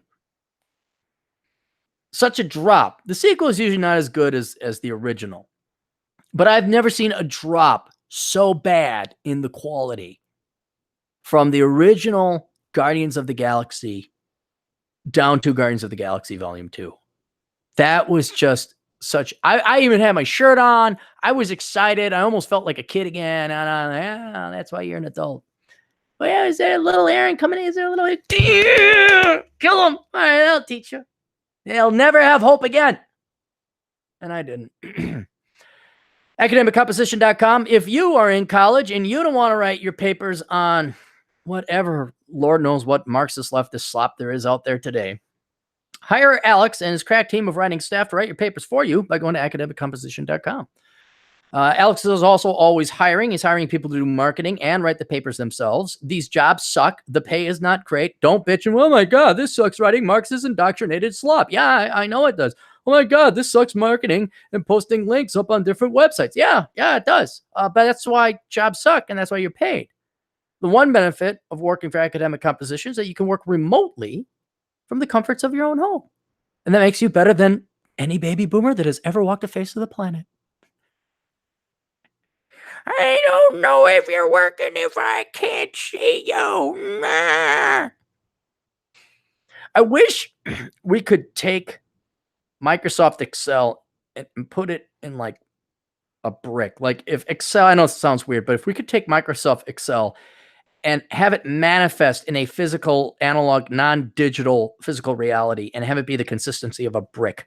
So that way I can take the brick and I can bash baby boomers over the head with it, saying, here's how you learn your fucking Excel now, you piece of fucking shit. Can you see me working now? I'm not advocating you kill anyone. I would just like to bash the baby boomers with my Microsoft Excel, because every baby boomer ever has assured me they, quote, can't do that Excel stuff. They assured me of that. The Excel is like saving for retirement. Baby boomers just can't do it. Oh, speaking of which, do I got it? Do I have it? I don't think I got it. I don't have it. Poor Richard's retirement. If you don't want to end up like the baby boomers, like where you're just not going to have enough money for retirement and you're going to die in a government-financed nursing home with your kids never visiting you because you've divorced and you treat them like shit. If you want to avoid that fate, may I recommend you get Poor Richard's retirement, and you start saving now while you're young. Kind of like how we're talking to the younger sisters of the Older Brother podcast now. Like now is the time in high school and college to put your effort in and make sure you're going down the right path, and you invest your time wisely, and you avoid scam artist touchy-feely seminars like this. It's the same thing with retiring and financial planning. Start now. Don't wait till you're my age in your 40s. It's almost too late by that time. And so they don't wait like these dipshit baby boomers I used to have. I ended up, I think they look me up now and they know not to talk to me. But really, I am 58. The kids are finally out of the house. I finally paid off their student loans. Now it's time to get serious about retirement. Oh, yeah? When'd you like to retire? 83? Oh, I'd like to retire early if possible, like 62. Oh, well, I don't see how that's going to happen unless you sell a kidney. I just don't see. And even then, you'd have to have spectacular. What do you mean? I don't know. I got to work till I'm 75. No, you don't have to work till you're 75. You're going to have to work till you're dead, motherfucker. But I was told that. I won't live that long. But God, I'd love to see the last baby boomer die. Oh, that'd be so great. I didn't do anything to you personally. Yeah, you did. All right. Poor Richard's retirement. Along with other books. Oh, I'm sorry. I was talking about academic composition. Anyway, so apply with Alex. Go to academiccomposition.com. Send him an email. Tell him I sent you. Reconnaissance Man. These are my books. Reconnaissance Man. I got it right here. Don't ask me, where should I live? Don't. Get that book instead. Reconnaissance Man. Okay? It tells you how to explore the country, where to live, where to move. And you got to read it before you're in college. All right? You can read it while you're in college. You can read it after your college. It will help, certainly. But it helps best if you read it before you go to college. Black Man's Guide Out of Poverty. I think I got that here, too. No? Let's Jack Donovan's book. Oh, here's the Black Man's Guide Out of Poverty. Let's not drop all the books, Aaron, like we did the last time. Ah, there they go. I got them. Uh-huh. Slippery books. Black Man's Guide Out of Poverty with our buddy Marcus Brown there on the cover. Now, I don't know if you knew who this book was for. It would be for black men who are in poverty. And here's the catch. They want to get out. If you're a black guy, okay, we're good. And you're in poverty, you're there. But if you want to stay in poverty, well, then keep voting for the Democrats. And attend seminars like this about Felix. Yeah, but if you want to get out of poverty, grow a pair of nuts and become like us. Join us on the Libertarian Republican side. That's racist. No, they're not. Look at history. They fought a civil war to free the slaves. Democrats want you guys under control, just like they got you now. And this is one by a good colleague and friend of mine, Joseph Ford Cotto, Under the Crowns and Stripes. I haven't read through it. I meant to promote it. Left me a nice note. And Cotto is actually kind of a polished, distinguished gentleman. I'd say he's one of the last gentlemen in the United States. He dresses accordingly and distinguished, very distinguished. And so you can look him up. Cotto, C-O-T-T-O, Joseph Cotto, Under the Crown and Stripes. And then what else we got? Worthless Young Person's Indispensable Guide to Choosing the Right Major. I am going to hope all you young girls and boys who are listening know not to major in stupid shit. But if you're wondering what to major in, go get my book, Worthless. Okay? You don't want to become a life coach or a storyteller. Oh, my God. Don't become a storyteller. What do you say? You're at a meeting or on a date or whatever. You're meeting some people. Oh, what are you? I'm a storyteller. Like in kindergarten, like you teach little kids. No, I'm a storyteller. For like a camp for like little kids that are retarded or something. No, I talk to adults and I tell stories. Fuck. The West Coast. Enjoy the decline. If dumb shit like this, we haven't even gotten to the crazy articles that I am not even going to bother going, but we'll save that for another. I think I'll save it for the Clary podcast. My God, there's just so much stupid shit, guys. There was the fat activist that went down to St. Olaf, which is south of me in the metro. It's liberal arts college in a town called Northfield. They had this land whale talk about how dieting is oppressive or something like that, or child abuse. Having your kid go on a diet is child abuse. I was just like, you can't make it up. You just can't make it up. And like fucking sheep, the dipshit kids at St. Olaf showed up. Oh, yeah, you're right. Fuck that, man. Fat is beautiful. Why can't I find a husband? Oh, by the way, young ladies, if you're listening, I'll talk about this later in a book I'll be writing down the road. If you really want to be happy in life, you better make sure you're thin and in shape. I know. That's just, I know. Doesn't have anything to do with your career. It has to do with finding a man. It has to do with biology and genetics. You can read my latest article on Captain Capitalism at blogspot.com. What was it? It's not your job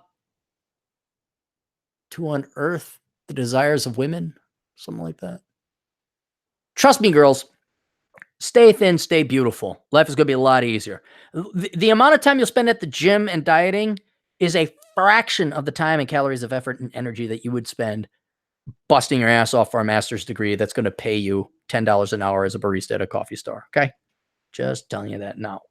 We can argue about that later.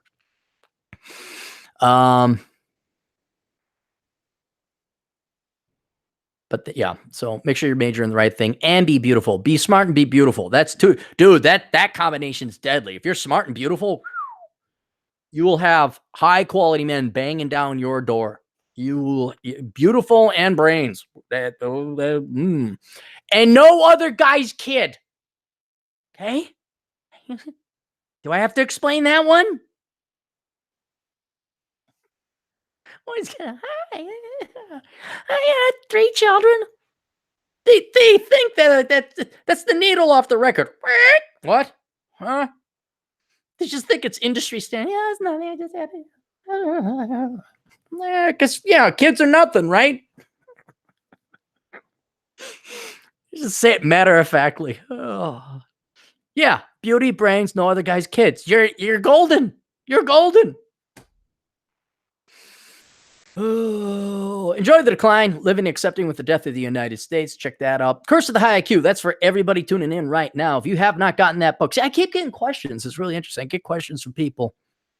I'll be like, I got my IQ tested and it's hard to find people and friends and people that date. I'm like, did you read the book? No. I'm like, how did you come up with this question without reading the book? Get the book, Curse of the High IQ. Are you a nerd? Did you not have a fun social life at school? When you go out with people, male or female, and you're just like, oh my God, I want to put a bullet in my head. You don't like parties? You're wondering, why am I going to a nightclub?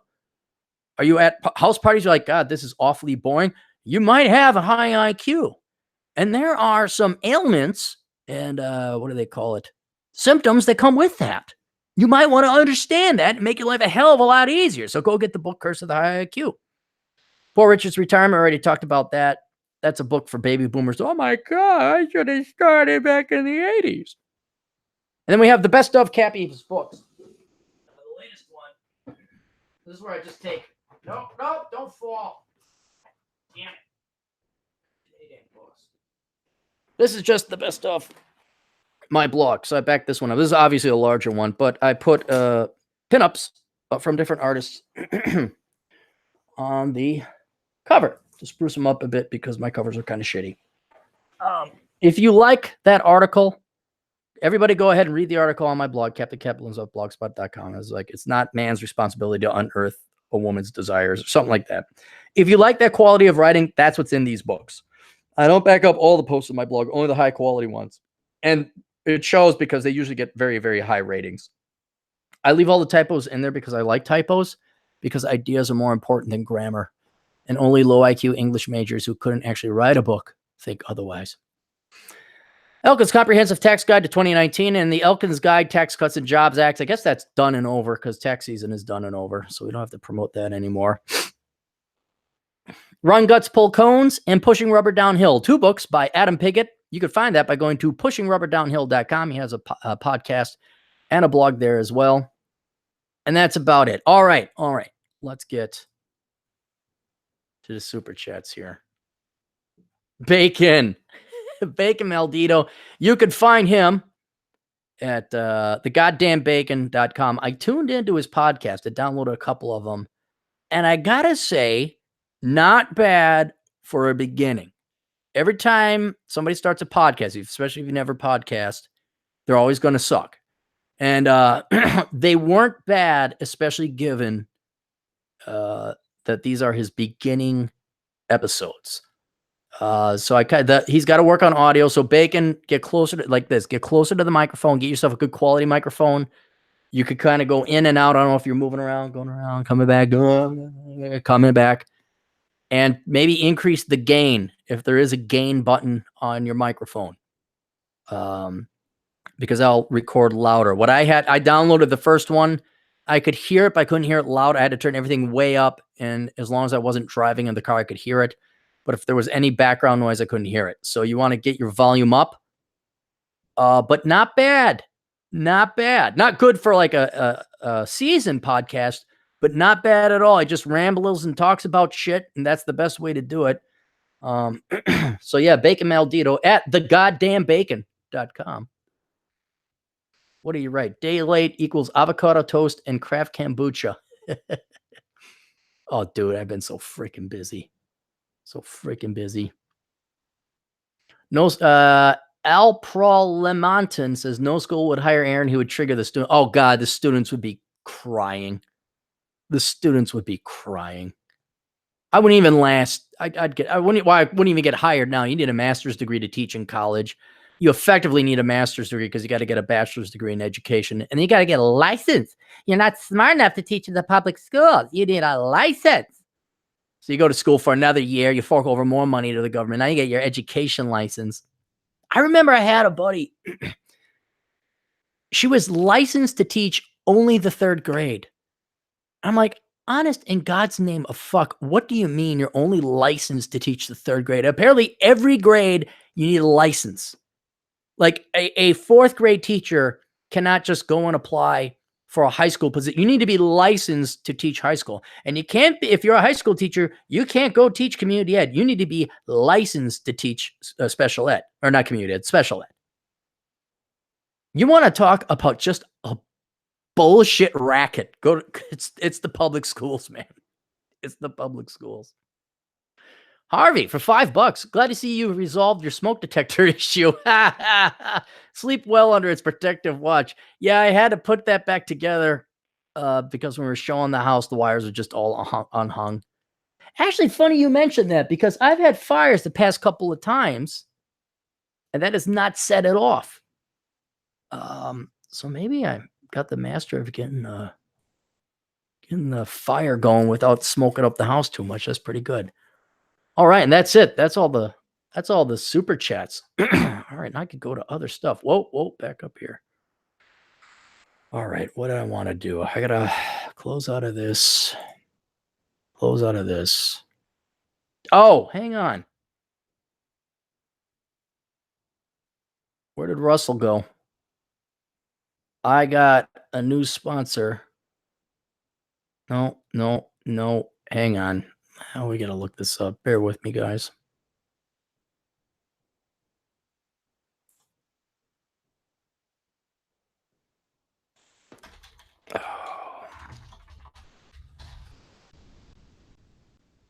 Oh no, it was on the other email. Hang on, we're getting there.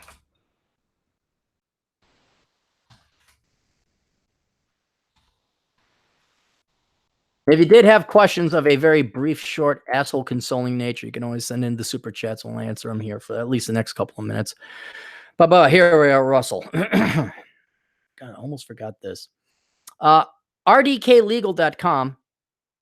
This guy reached out to me, and he is a divorce lawyer, and I am going to have him on here one of these days to talk about, kind of like all my books. They really help you before you partake in an act, be it your career, your education, traveling, or something else like that, investing, stuff like that. And I think it'd be really good to have a lawyer come in, even though obviously he specializes in Illinois divorce law. It'd be really good to have him say, hey, before you get married, here's some things you ought to do and consider from a legal perspective.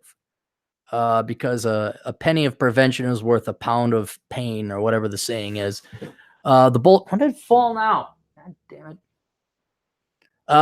Chicago divorce lawyer who is results focused. I try to close cases amicably, but I'm not afraid to fight for my client's best interests. I have over 100 in-depth articles on my website about divorce in Chicago, Illinois. Russell only does divorce. He wakes up, brushes his teeth, and then he divorces people.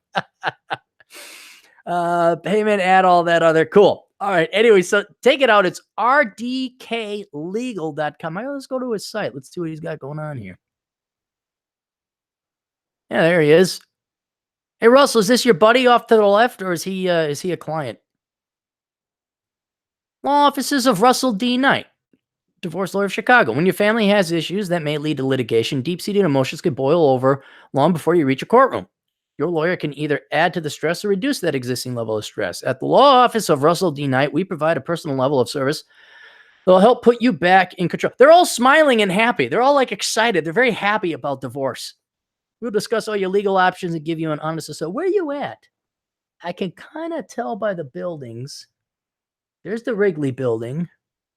Where's the other one? He's in a skyscraper of some kind. Contact our offices today for 100% free consultation to find out how we can best serve you. All right, so here's his blog. Divorce with a child. What happens to foreign property in a divorce? Common law marriage in Illinois. What should child support cover in Illinois? How to value a house in a divorce, inheritance and divorce in Illinois. I get the impression he knows about divorce in Illinois. Who's his buddy? Oh, here's this other buddy, Rahul Iyer. Rahul practiced in a small general practice firm, focusing primarily on family law in Minnesota. Oh, he's from here until 2015, when he moved to join his Minneapolis-born wife in Chicago, who is also an attorney. I'll tell you, Rahul, you're in a better time. If I had to choose between Minneapolis and Chicago, I'd choose Chicago. Both towns are cold and shitty, but Minnesota's a little bit colder, but the taxes are about the same, and Chicago has a hell of a lot more to offer. Family law, blah, blah, blah, blah, blah, blah. He probably could tell you all about the Twin Cities. Oh, Russell's a Canuck. Russell was born in Prince Albert, Saskatchewan, Canada. Family moved to the United States in 91. Attended Bradley University in Peoria, Illinois. Graduated 2000, Bachelor of Science in Computer Systems. Wow, why'd you go to law? He'd rather work with people than machines. Interesting. Oh, in Urbana-Champaign, Illinois. He speaks Spanish. Moved to Mexico. Booty boo. Well, there you guys go. All right. So Russell D. Knight, that is rdklegal.com if you have to be in Chicago, or you just want to borrow his ear. I think it would be very helpful to have a lawyer come in and we talk about some do's and don'ts before you get married or before you get engaged. Let me type that in, RDK Law, so I don't forget. RDK Law or Legal? Hang on, what was it? RDK Legal, sorry, RDK Legal.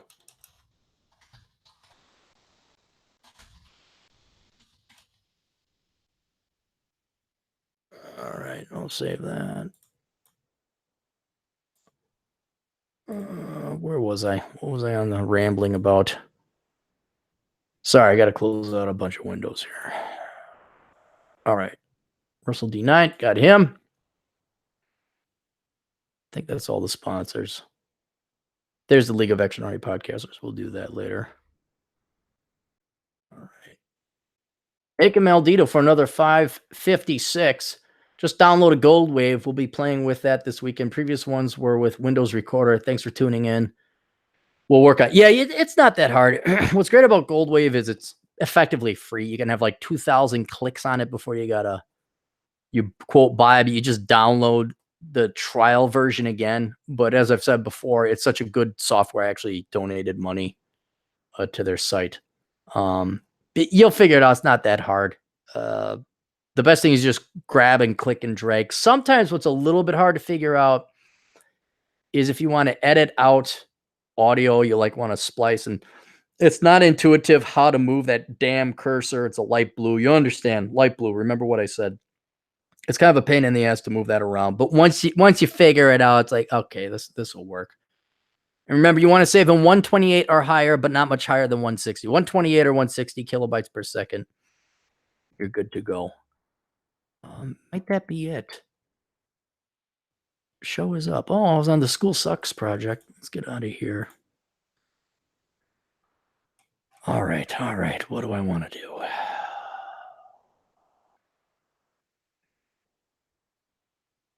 I'm going to leave Rebecca Twig for later. There's been a spree of journalists killing themselves.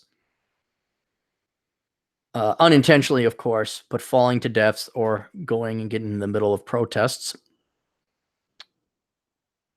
There's so much stuff.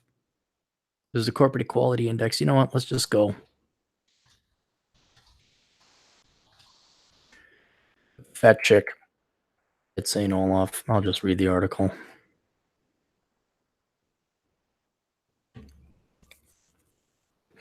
From campusreform.org.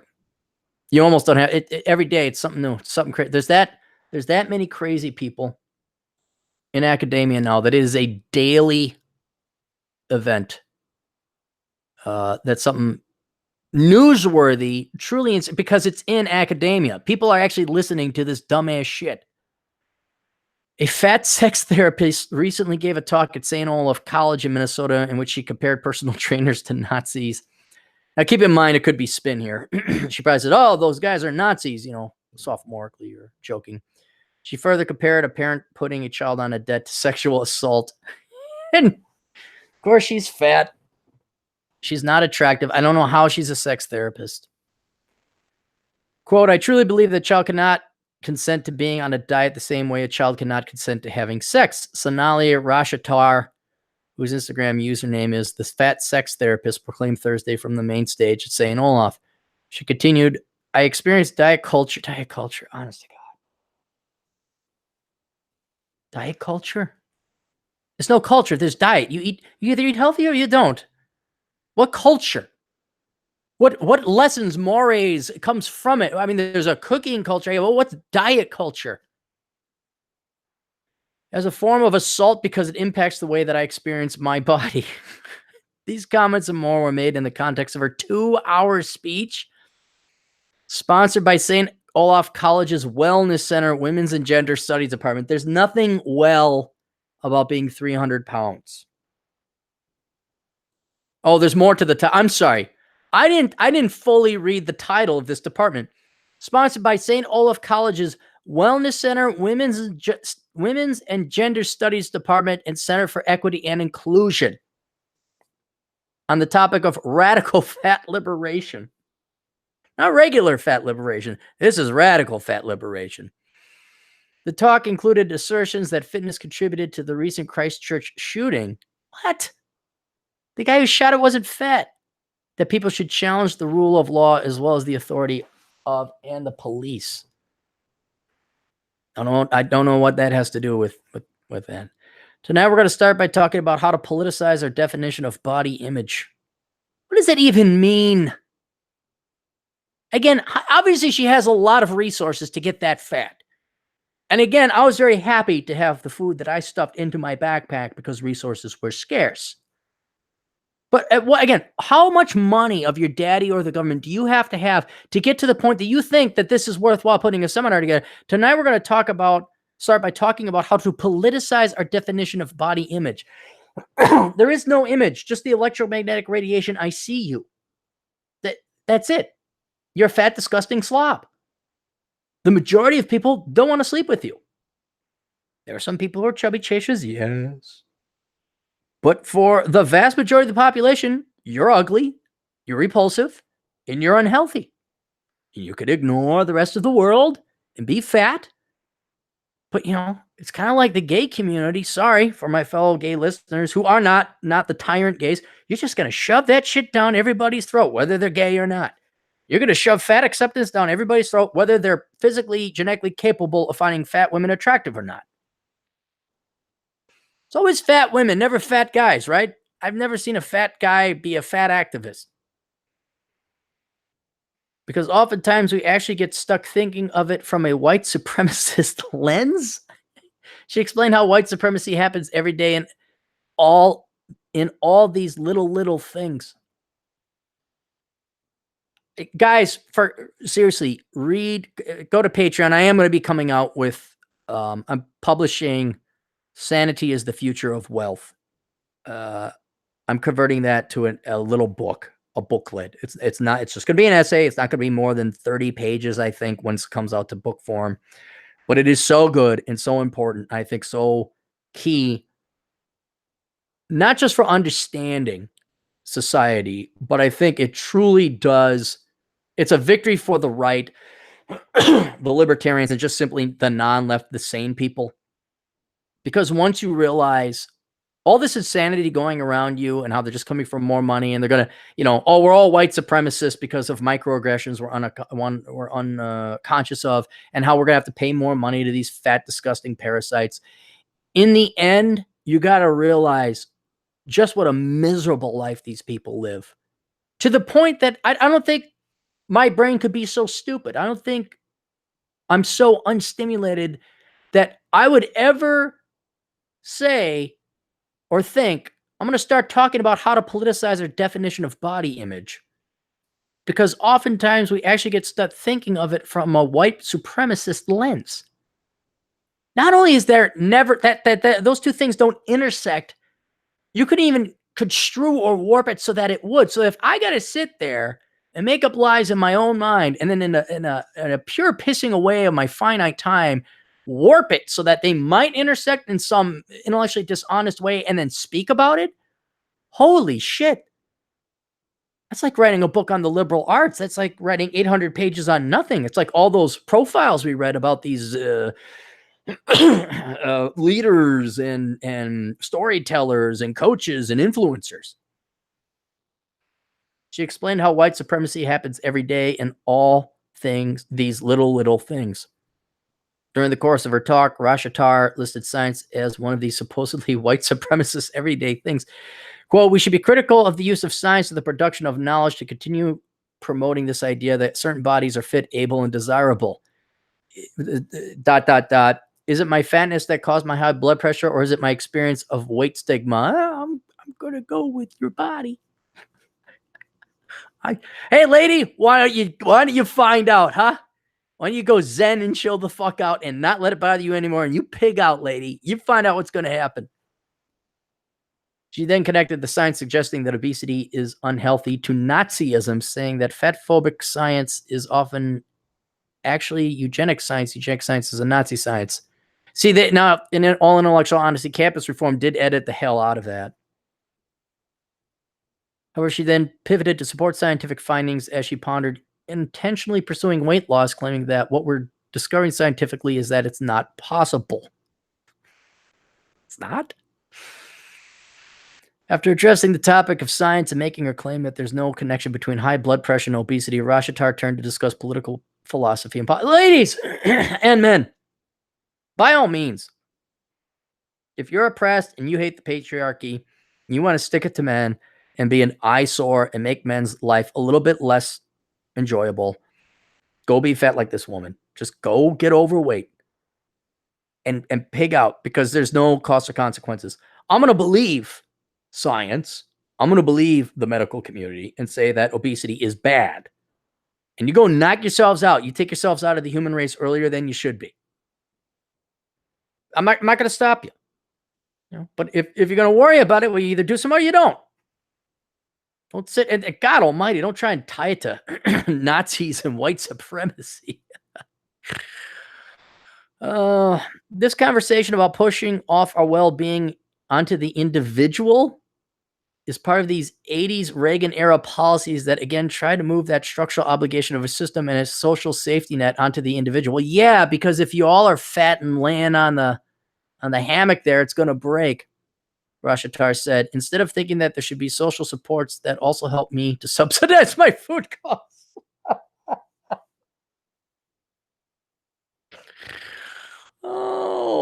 Those are significant food costs. Her solution to these problems of society requiring individual responsibility was calling students to challenge all authorities, not just the authority that science has given, but also legal authority. The same way I want us all to challenge laws, I want us to challenge prisons and policing. This gal's just all over the place. Rashatar specified how she personally enacts these ideas in her life as a sexual trauma therapist. She said that in her professional role, her code of ethics dictates an absolute prohibition on physical contact with clients. Who would touch what? However, Rashatar claimed that I will never live by a professional code of ethics that tells me what I'm allowed and not allowed to do with my body. Finally, Rashatar took a crack at recent events, particularly the Christchurch massacre in New Zealand. I'd love to see how this is related to obesity. I do not think it's surprising that the man who shot up Christchurch, New Zealand, was also a fitness instructor. Oh, that's a connection. How many fitness instructors go off the deep end? I wonder. Making this claim, she added that the shooting is a clear communication that there's still an idealized body. Yeah, there is.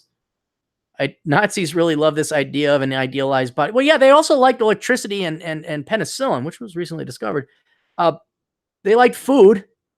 I'm sure they like chocolate, but that doesn't make chocolate or a healthy body unhealthy. And so it makes a lot of sense to me that a fitness instructor might also think about an idealized body in this thin white supremacist way.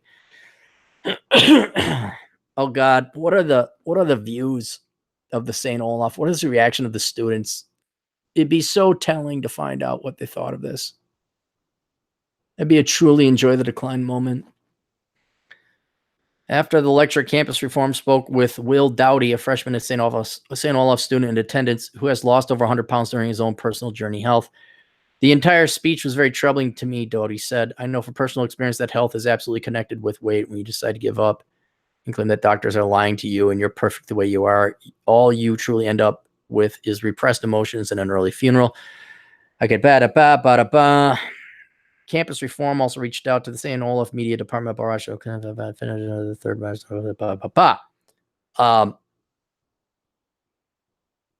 again, who sponsored this? The Women's Studies Department and Center for Equity and Inclusion and the Wellness Center.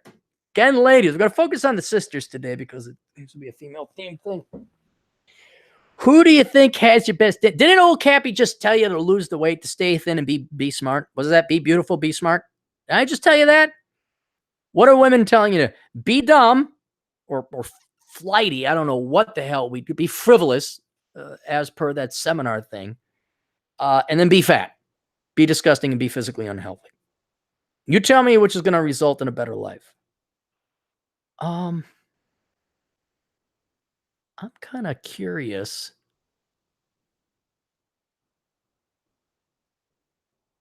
I want to see if St. Olaf has a newspaper. To see what those idiot kids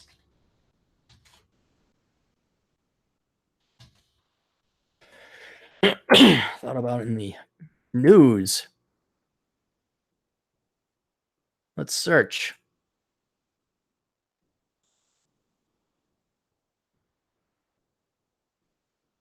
Is there nothing coming through? Do I have to hit enter?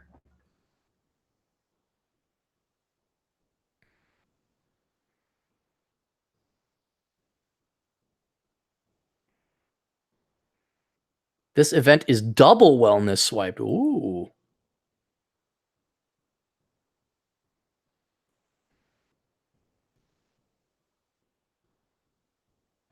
No, it's just the event. I want to see if there's an article.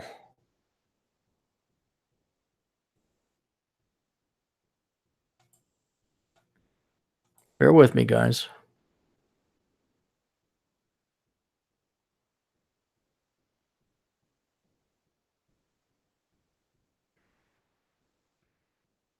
No comments are available.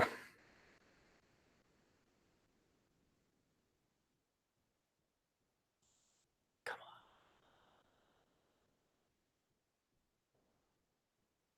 on. No comments. I don't think you're going to see comments. I think it was such a failure. So laughable.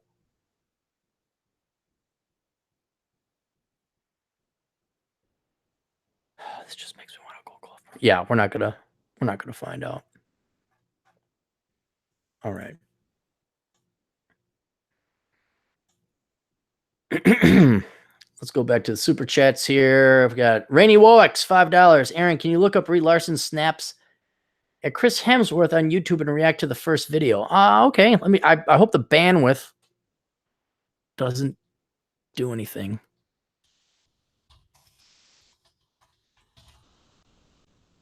I look up Brie Larson snaps at Chris Hemsworth. There, Brie. I'm gonna lose it.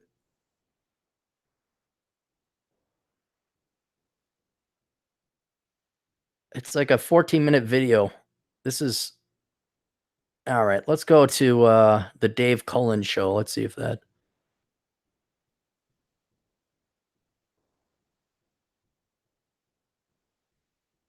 There we go.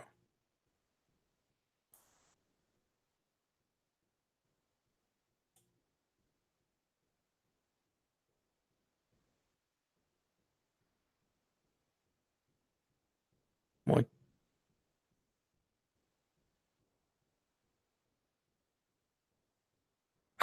Don looks emaciated.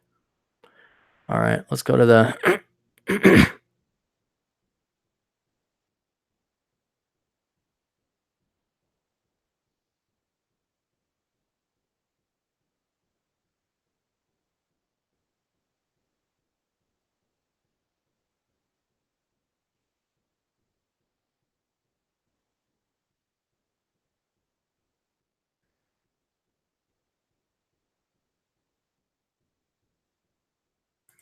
I don't know. Yeah, I'm sorry. I don't know. I guess maybe I don't have the reaction everybody wants. Yeah, sorry. But again, how excited can I get about Brie Larson? I don't know. Who was it? Somebody wanted me to get upset. I did. Steve Harvey had a gal on. There was an excerpt. Client sent me a request at Asshole Consulting, and there was a gal who had this unrealistic expectations for dating requirements of men, and it was delusional. That's why they had her on, Steve Harvey. And it was things like he's got to like my dog, but he can't own a dog, but he can't be jealous of my dog. He can't wear sweatpants. It was just an insane level and number of irrational and impossible standards. And the woman could not understand why she hadn't found a guy who was 32, and strong, independent women don't need no man, fish, bicycle, corporate professional type. And I couldn't get worked up about it because it's oh wow, Brie Larson's gonna Brie Larson. Okay. Crazy rah-rah feminist, you go girl, empowered woman isn't gonna find a husband. Okay. Nothing's really new. I mean, this is just the natural cycle of going through, I guess, the red pill or what. I'm old. I'm a veteran of the red pill. I'm retired. I'm the man up in his cave that you go search. I'm like the Indian guy in Cowboy Bebop that has the sand go, oh, Wonton Kanka, guide his spirit. And Spike Spiegel comes in. We talk about women. He ignores me. You underestimate women like me, my friend. Yeah, I can't get excited about Brie Larson. But you guys, I mean, you're still young. You guys coming into like, oh my God, did you know women lie? Yeah, kid, for like 25 years. Here, hold this, read that book. I'm going to go golf. I don't want to get angry anymore. I really, in part because I got high cholesterol, but I'm really trying to make changes in my own psychology and person, not necessarily personality, but not get as worked up, go out and have fun, truly enjoy the decline. And okay, Brie Larson. Okay, fine. She did that thing. Hey, a woman. In the article I wrote today, I had to look up what women married. There's a woman that married her dog, a woman that married a cat, a woman who married herself, a woman who married a pirate ghost, but then she divorced the pirate ghost. And then there was a woman who, of course, married herself. And after you marry a Ferris wheel, it's kind of, nothing's really going to surprise me anymore. Yeah. The crazy woman who blames her obesity and expects me to pay, like literally expects me to pay for it. Nothing really surprises me anymore. And so a feminist Hollywood starlet, I don't know, mouthed off to Chris Hemsworth. Bacon Maldito for $2.53. Got to run. Meantime, look up carnivore diet. Crazy. Thank you, Bacon. Atham Aldecua Claire equals healthy chaparrito. Yeah, Atham's got some pretty high not blood pressure rate. So hopefully you went in and checked the heart rate. And that's it. All right, cool. No more super chats. All right, let's close this out before you guys donate anymore. If you would kindly go to theolderbrother.com to check out all the archives and the things and the stuff in the main website. Also, if you go to olderbrother.com/donate, there's ways that you could support me financially there. But the main one, again, is going through the Amazon affiliate program. Check out my blog post that I wrote today. It's very good indeed. It is. Well, I should probably look it up instead of keep guessing. Might be able to go get some food here. It's not your job to unpack her desires. Please read that. That is an amazing post. Hopefully it's gone viral. It already had 22 repeats by all the key players out there. And then what else? Subscribe. Like the video if you are tuning in right now. Like it. But then also subscribe to the Older Brother podcast. And please, if you have any younger sisters or cousins or nieces that you care about, and they're of age, because obviously we cursed a lot here, please send the video to them. Please get them the book Worthless, or just have a chat with the female loved ones in your life about the importance of actually having a real skill and avoiding this fluffy feminist vagina worshiping slop. Okay? So subscribe, comment, like, share, all that other stuff. And we are out of here. Toodles.